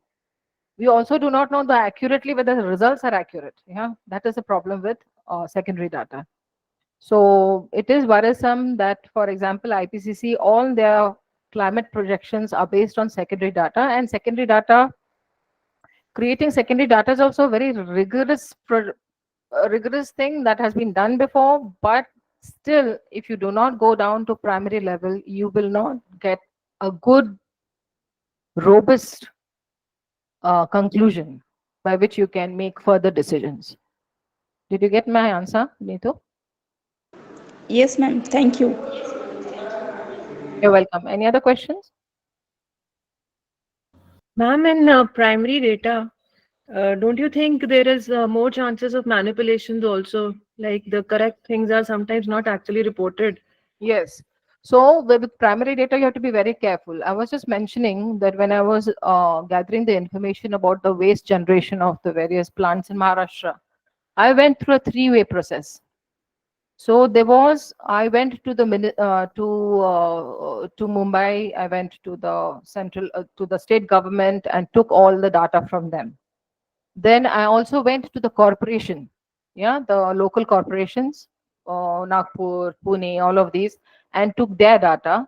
But I also went to the municipal solid waste management plants and checked out their registers. So three ways I checked whether the information was matching, where it was wrong, and then adjusted for that.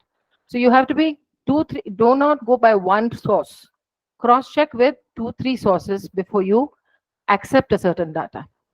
Have I answered you? Yes, ma'am. Thank you. Yeah. Okay, Chris. Any other questions?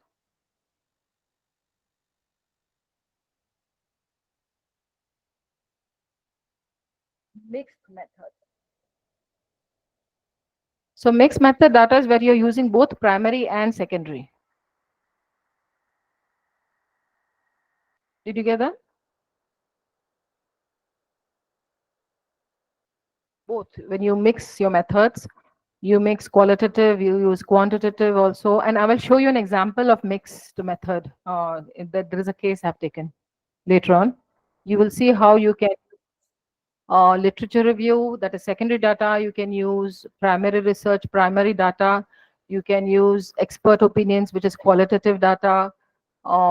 And you can use case studies, and that you mix it, mix all of these to get a robust conclusion, a very good level of conclusion.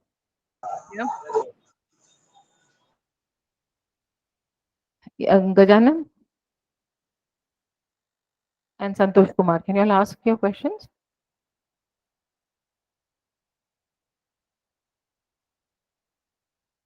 नमस्ते ma'am, मैं ये पूछना चाह रहा था कि कई बार हमें रिसर्च गैप का पता नहीं लग पाता क्योंकि Correct. उस टॉपिक पे अभी काम हुआ नहीं होता, तो उस स्थिति में फिर हमें क्या करना चाहिए?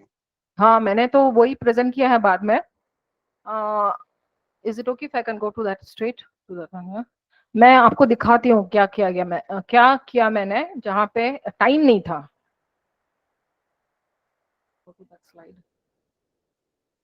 आपको दिखा रही हूँ मैं अभी.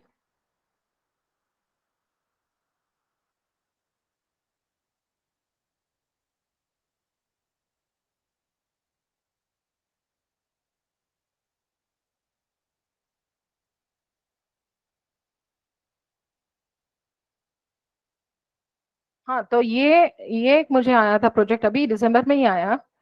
ये प्रोजेक्ट अगर मैं करने जाऊं, is it okay if I speak in, आप मेरा इंग्लिश समझ पाएंगे या हिंदी में बोलूं?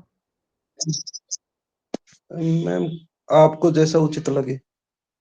अच्छा, हिंदी अगर कंफर्टेबल तो हिंदी में बताती हूँ आपको. तो जी. ये जो प्रोजेक्ट मुझे आया वो था कि कार्बन टैक्स अगर महाराष्ट्र में लाना है तो उसका एम्प्लॉयमेंट पे क्या असर होएगा, एम्प्लॉयमेंट पे, ग्रोथ पे, जीडीपी पे क्या होएगा, टैक्स रिटर्न पे क्या होएगा, ग्रीन हाउस गैसेस पे क्या होएगा. तो ये जो प्रोजेक्ट है तो उसको 1 साल लगता है, 1 साल और कम से कम 6 महीने लगते हैं, जहाँ पे आप मॉडलिंग करते हो, डाटा निकालते हो, सब पूरा मॉडलिंग करके बराबर से आप करते हो. अभी इन्होंने मुझे क्या बताया कि 1 महीने में खत्म करना है. तो 1 महीने में मुझे करना था वो प्रोजेक्ट, और वो रोबस्ट मतलब बहुत स्ट्रॉन्ग प्रोजेक्ट होना था. तो उसमें मैंने क्या क्या किया आपको अगर प्रेजेंटेशन दिख रहा है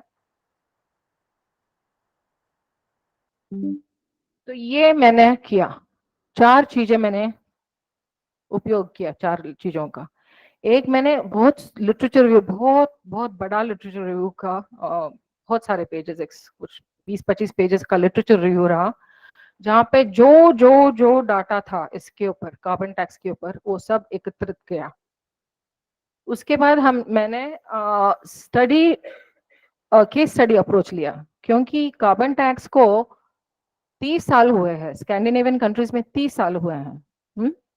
अभी जो लिटरेचर रिव्यू बता रहा था, वो मॉडलिंग जो था, वो modelling was not based on primary research, it was based on secondary, and it was general equilibrium model था उसमें. तो उसमें से जो बता रहे थे कि बहुत रिग्रेसिव है टैक्स, ये तो ये लाना ही नहीं चाहिए, बहुत गलत था वो, क्योंकि एम्पेरिकल एविडेंस कुछ और ही बता रहा था. That is why primary. या तो लिटरेचर रिव्यू वो रहा, जहाँ पे 2 थे, कि एक की टैक्स बहुत रिग्रेसिव है और जो एम्पिरिकल एविडेंस था कि बहुत अच्छा है।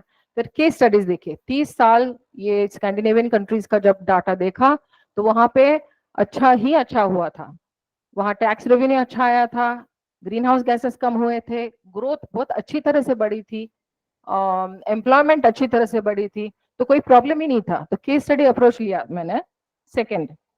थर्ड, मैंने फिर महाराष्ट्र का डाटा लिया, महाराष्ट्र का सब ये चारों पांचों चीजें लिए, green house gases, employment, GDP growth, ये सब लिया, टैक्स रेवेन्यू लिया, और जो मुझे 2020 टू 2023 तक मुझे सब डाटा मिला, वो मैंने प्रिडिक्ट किया 32 तक, और वो प्राइमरी रिसर्च रहा मेरा, उसमें से क्या इफेक्ट होएगा।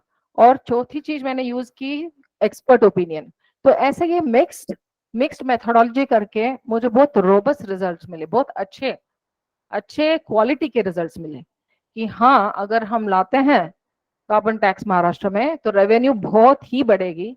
इस रेवेन्यू से अच्छा क्या होएगा कि जो जो इनिशिएटिव्स हैं जो ग्रीन हाउस गैसेस कम करेंगे वो आएंगे, उसके प्लस उसके साथ ही साथ ये पैसा जो है क्लाइमेट चेंज के लिए यूज किया जाएगा, और जो पुअर पुअर स्ट्राटा जो है उनको ये पैसा जाएगा। तो रेग्रेसिवनेस जाएगा और प्रोग्रेसिव हो जाता है, फिर वो टैक्स फिर प्रोग्रेसिव हो जाता है। तो ये टैक्स एक्चुअली जो गलतियां हैं वो सीधे करता है। ये ऐसे मिक्स्ड, तो जब आपको टाइम नहीं है तो ऐसे 3 4 5 टूल्स लेके अगर आप करते हो तो आपको अच्छी तरह का क्वालिटी का रिजल्ट मिल सकता है।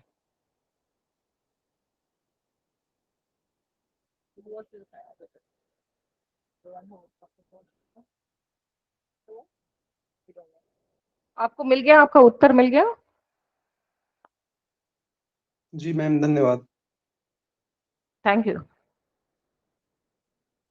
Okay, now Ramya Arora.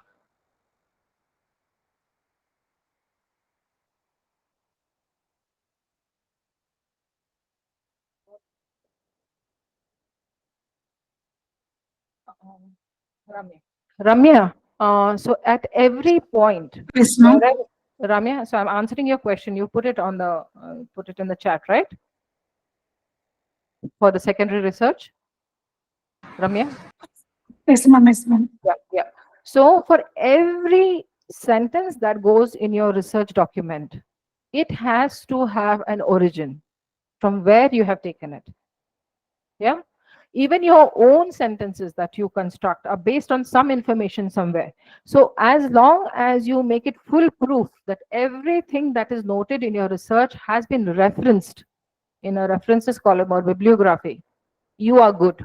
That is perfectly fine. And you can say this data I sourced from here, but I found a discrepancy in the data from this source.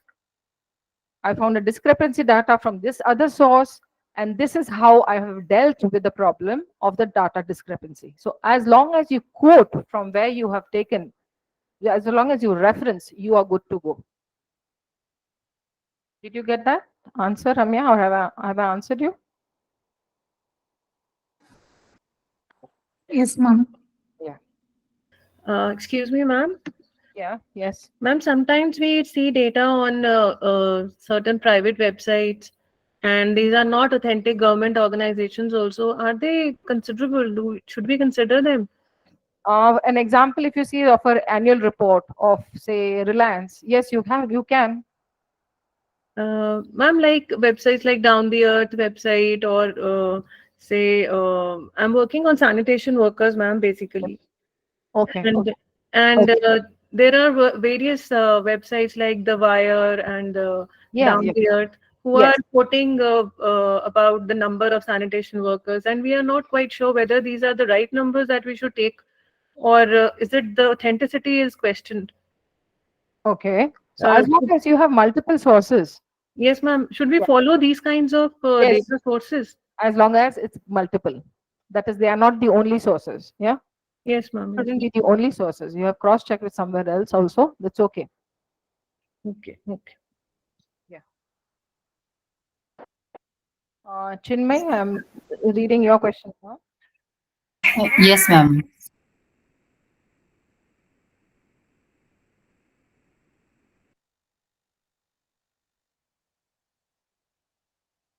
Literature review first. Always literature review. Yeah. Because that is going to give you all that has been done till now. So you have to start. Yeah. Pilot study comes next. Okay, Good ma'am. Thank afternoon. I had a small question. May I ask? Yes, Aparajita, tell me. Ma'am, after we have done the study, if a model goes wrong or if the statistical tools that we are using are wrong, then what should be done or can be done? Sorry, I didn't get that question, Aparajita. It was not very clear. Can you repeat it slowly? Oh, okay. You've got the data, you processed it, and the statistical tool you've used is not right. Is that what you're saying, Aparajita? Yes. You have to redo it. You have to go back. So that is also something I mentioned, I think, in the slides that are coming. So sometimes you come to a point in your research where you start questioning whether it is going in the right direction. You just retrace your steps, go back to an earlier point, go back to an earlier point, right? And straighten it out and then move forward. Oh, thank you, Yeah. ma'am. So you, if it has not worked, go back, take a new tool, check it out though. What tool should be the appropriate one with your guide or with your peers also, and with experts also, and then take up that tool. Is that answered, Aparajita? Yes, ma'am. Thank you.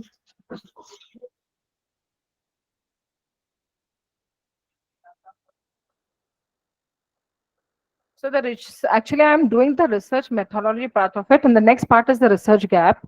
And I have given tips for this, how you should go about this. So would you like me to pull that out or will you wait till that slide? Yeah.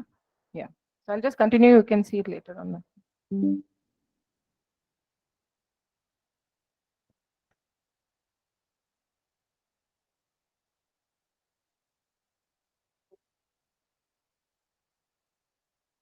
Okay.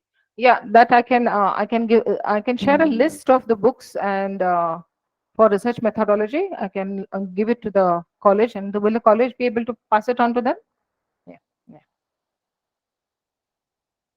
Okay, so I'm going to, most of your questions might get answered by the end of the presentation.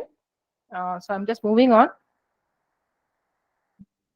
Yeah, this we finished, right? Yeah. Yeah, so this was what I was explaining about the carbon tax policy brief that I made for the government of Maharashtra.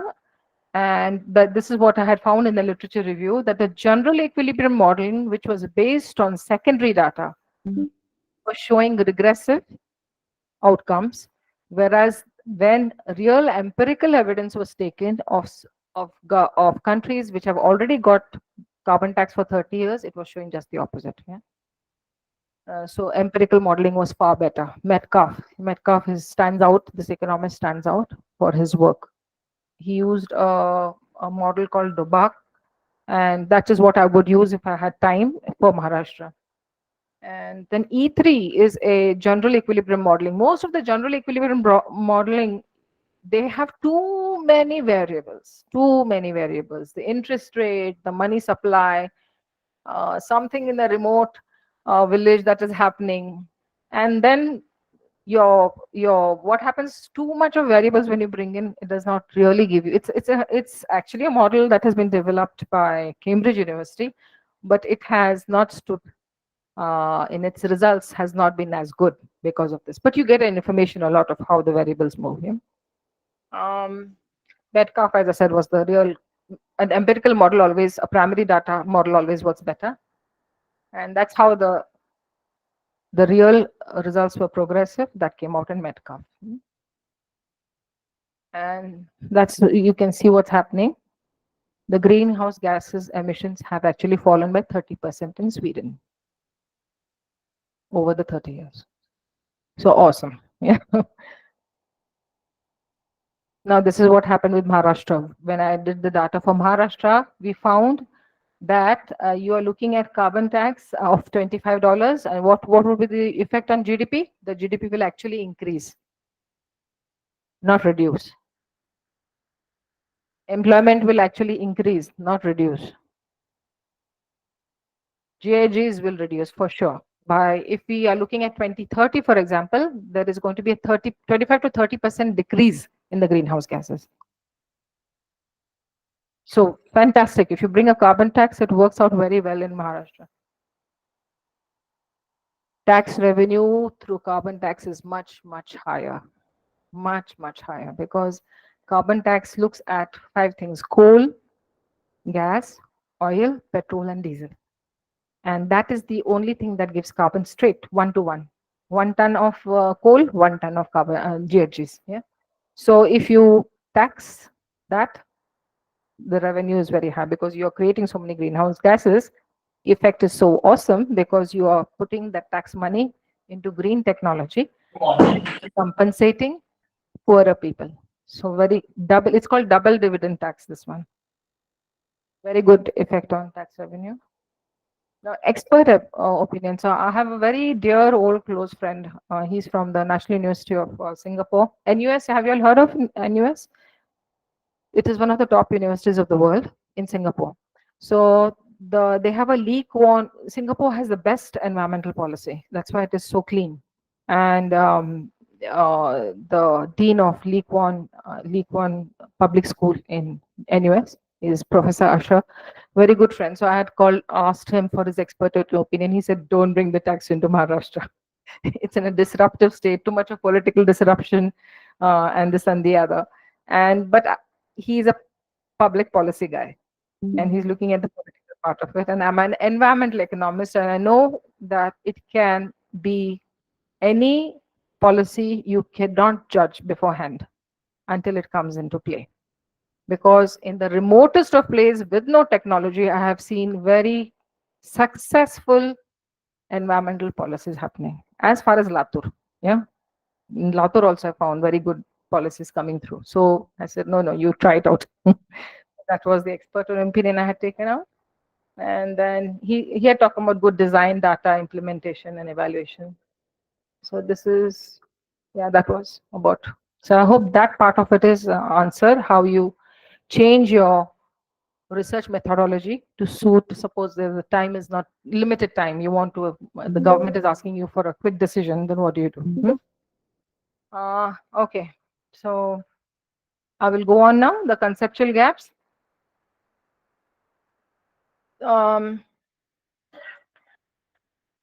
This is more basic, concepts are more basic. The clarity needs to be within us, the what, and that can be given through the definitions. Concepts are defined by definitions of key terms. Yeah.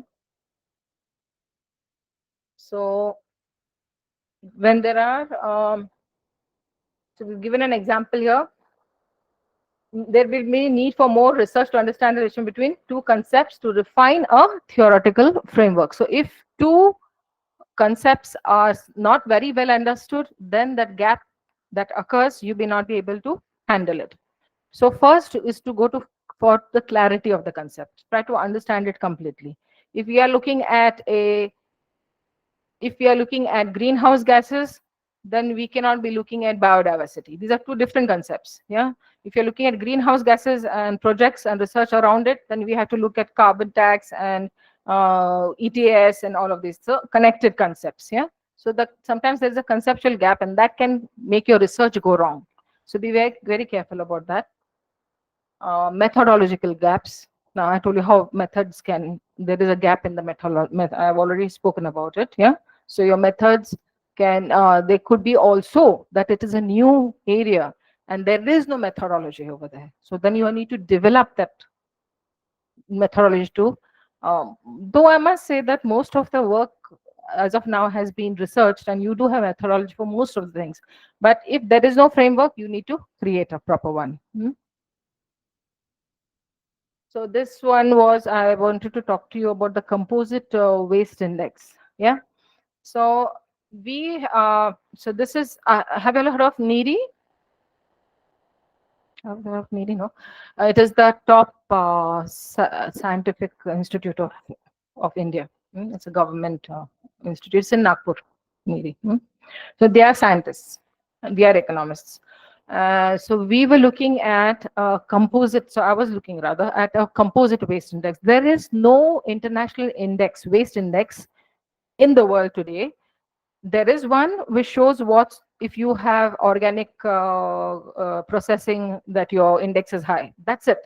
There is no global waste index that can show the person where things are going wrong. I am looking at a dashboard. I'm looking at a dashboard where which can appear in front of the Prime Minister, which can appear in front of you, in front of me, where I can see in my city, and Modi sir can see it in Delhi. How much of waste is being collected? Is it 100% or not? Yeah. Is it processed? Is it 100% or not? Is the processing 100% or not? Is there something that is lying about? Is it going, how much of it is going into a landfill? It should not be going more than 10%. Okay, if not, where is the problem? That should come on the dashboard. Yeah, so that is something we were looking at. That is a methodological gap that had occurred. So if we can work out the methodology for this dashboard, where everything is transparent, why is policy not implemented very well in India? Because there is no transparency. So if you want to bring transparency, dashboards. You're aware of dashboards, right? A good dashboard would be when you go to buy your clothes online. That's a dashboard. How many pieces you liked? One piece. How many are left? How many people have reviewed it? How many of them liked it? Was it 3, 4, 5 rating? What was the rating? This is a dashboard. Same way, these dashboards are created for public policy also. And you when those dashboards are completely transparent, so you know where things are going wrong, and you can fix it. Yeah, so that is a methodological gap. Carbon data. There was no data at that point when I started the project. Yeah, so there can be data gaps. So what you do is you try to take whatever data is there, that is you already have, say maybe 10 years, 5 years, and then you predict it. You run a regression. That is how you will predict it for say 10, 20 years, 30 years. So that is one way you can fix it. Data gaps, and data gaps are a lot. So mainly going to the place where you are collecting the data usually helps. Practical gaps. So this one also, this was another, sorry, I'll just, excuse me.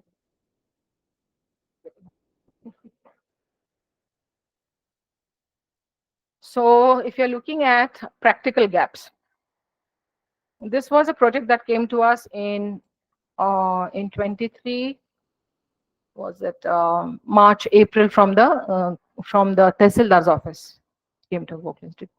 And they had a problem that there were a lot of some things they were seeing wrong, because there were a lot of medical cases around food and contamination, but they didn't know what the reason was. So that was a practical gap. And so what we did was this. So it was in the terms of public health. There was a risk in, I don't know how many of you have visited Mahabaleshwar? I'm sure most of you have. Huh? Have you? Yes? Have you all had a problem of food poisoning? Stomach pain? No. How long did you stay there? 2 or 3 days. Okay. So there were a lot of cases, medical cases that they were seeing. And more in the local population, of course, floating population, you do not know. And so in May, we went and we stayed there. There were 4 of Sadhguru's classmates who were there with me, Professor Sadhguru's, 4 of them as my research assistants. And we went, and in May, we went to find out what the problem was. So scoping of the problem is, purpose of the present study is to assess what is the risk, health risk, and to develop a strategy to do away with the risk.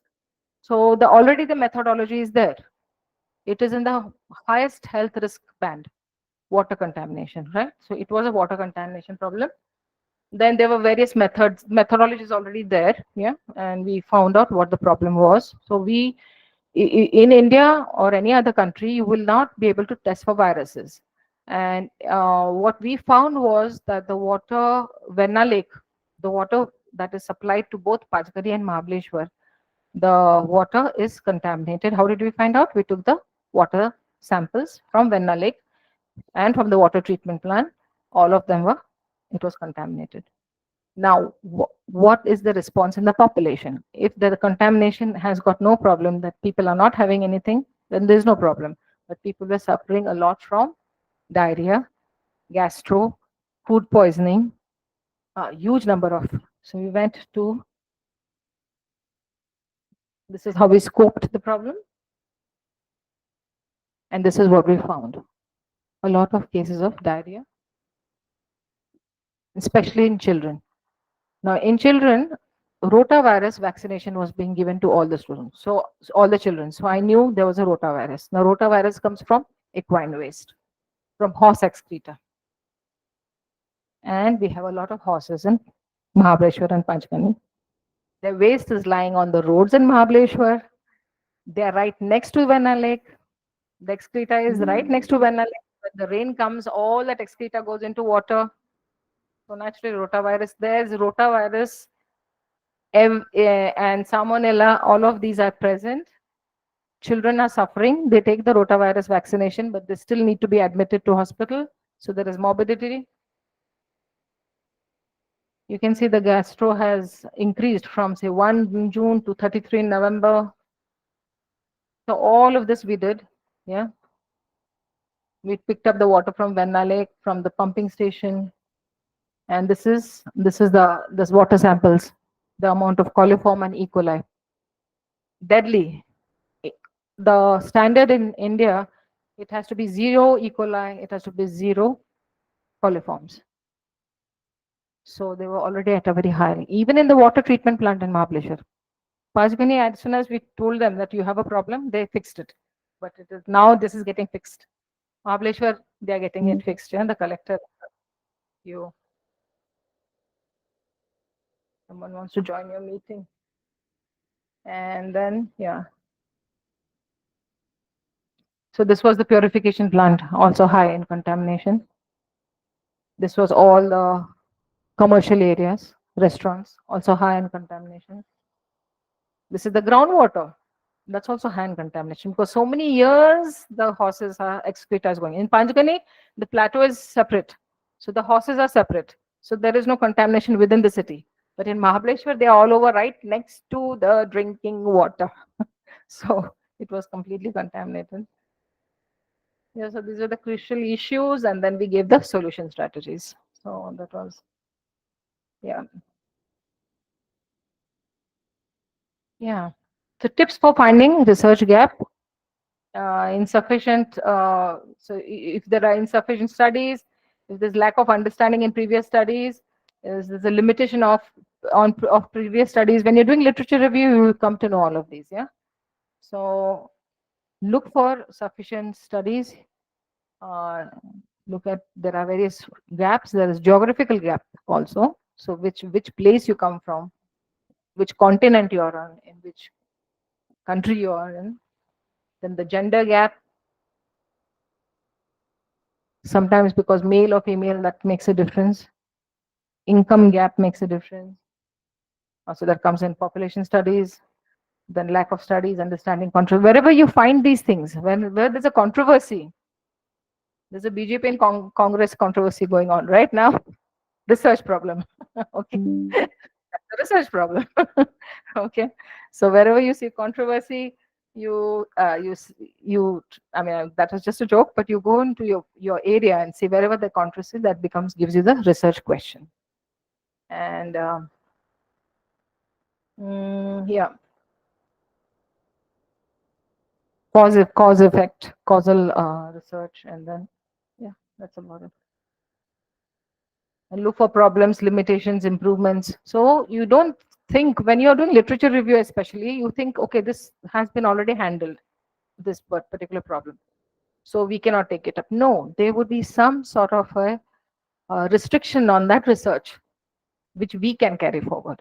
So be open about it. That's about it, I think. Yeah.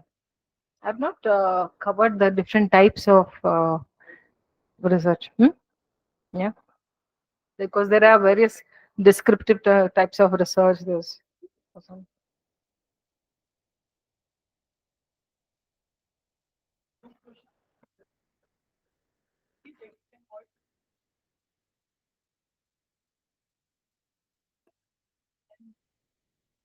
Yeah, that's there in my titles. That's what I missed out. Can I go to we move forward, no? Carefully. I think what happened. Wait, I'll do it myself. Outside this. Before this.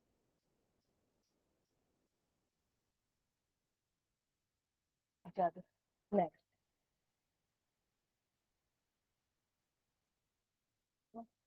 Yeah. Okay. Let's start with the- just put it in the search line.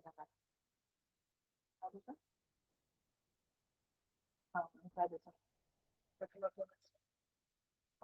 I'll just, yeah, yeah. I'll just explain to them applied research. That's it. Yeah. Yeah. Okay, so I will be sharing the PPT, so you will get most of what you require in the presentation. You can always write to the college for anything else. But the types of research, for example, are basic and applied research. So basic research is when you use the primary, something very new and collect the data information and process it. And applied is already there is a theory on it and you're applying it. For example, in Mahabaleshwar, we used the risk assessment and risk management uh, construction of how you do the and then calculated the risk, right? So there is basic and there is applied research. These are the various types of research and applied research. Go to the next one. This is the evaluation and performance monitoring research. So many times you will see you have auditors coming in your institution that do audit for financial audit, right? So that this is an example. So you keep on every year you keep on monitoring and then you do an evaluation at the end of it. Yeah, so then there is exploratory. So there is one, Japaloop, the farm over here, equine farm, that I'm doing the establishing the ASG over there. So year by year, I've got a plan, and then at the end of 3 years, I will be evaluating. Yeah. Then you have exploratory, descriptive, and causal research. So you all of this is there, and we will share the presentation. So you all will have all the information with you. Is there any other question?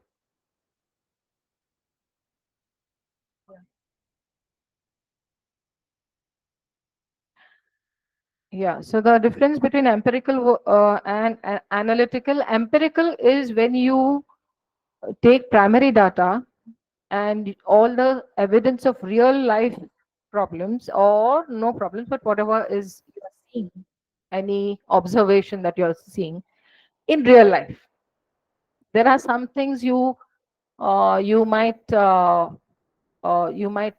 bring in which are not yet, the problem is not here yet, yeah, something in the future. But for example, we are looking at AI, isn't it? It's a future problem that if AI comes in, will we be put out of work? Yeah, so that is a future problem.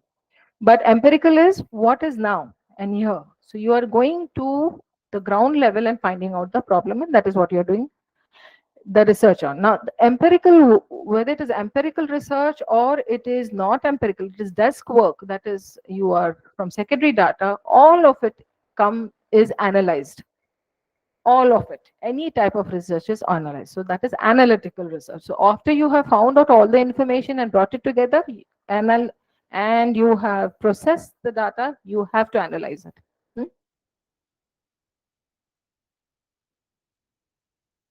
Okay.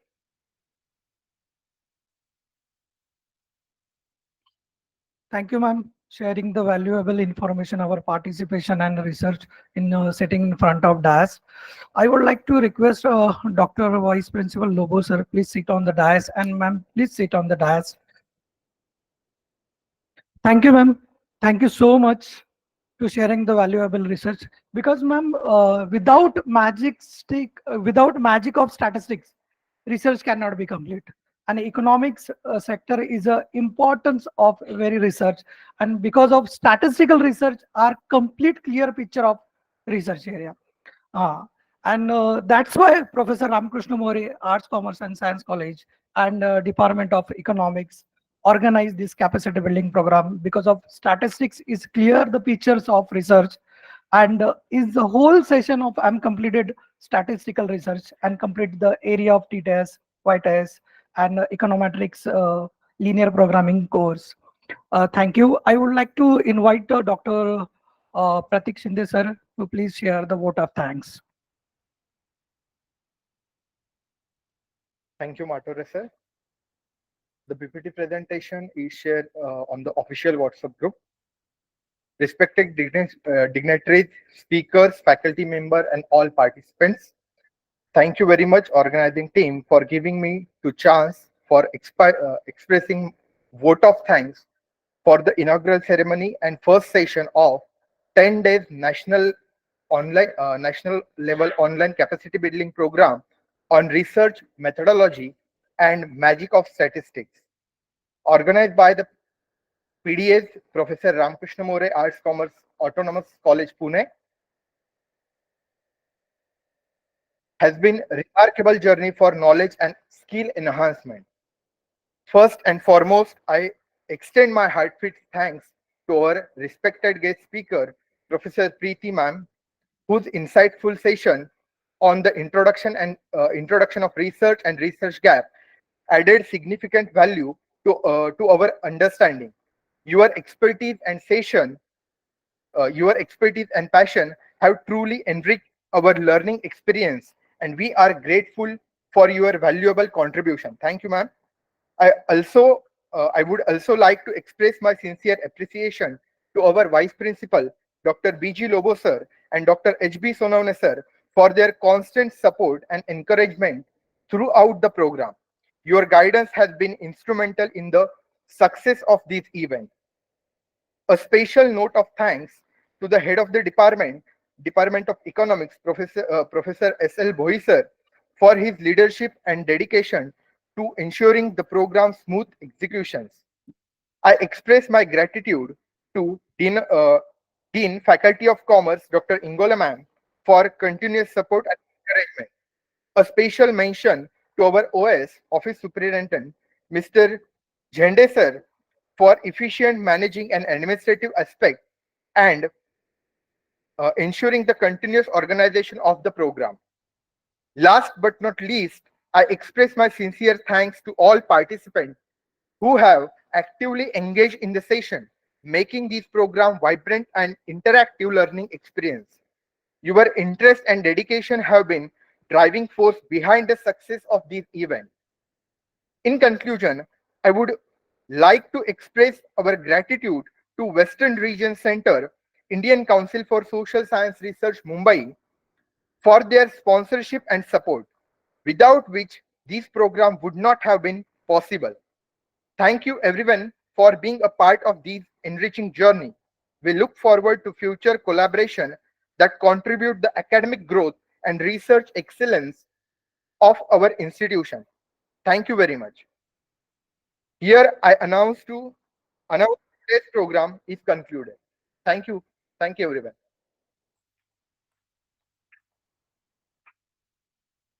For the group photo, please come all participants.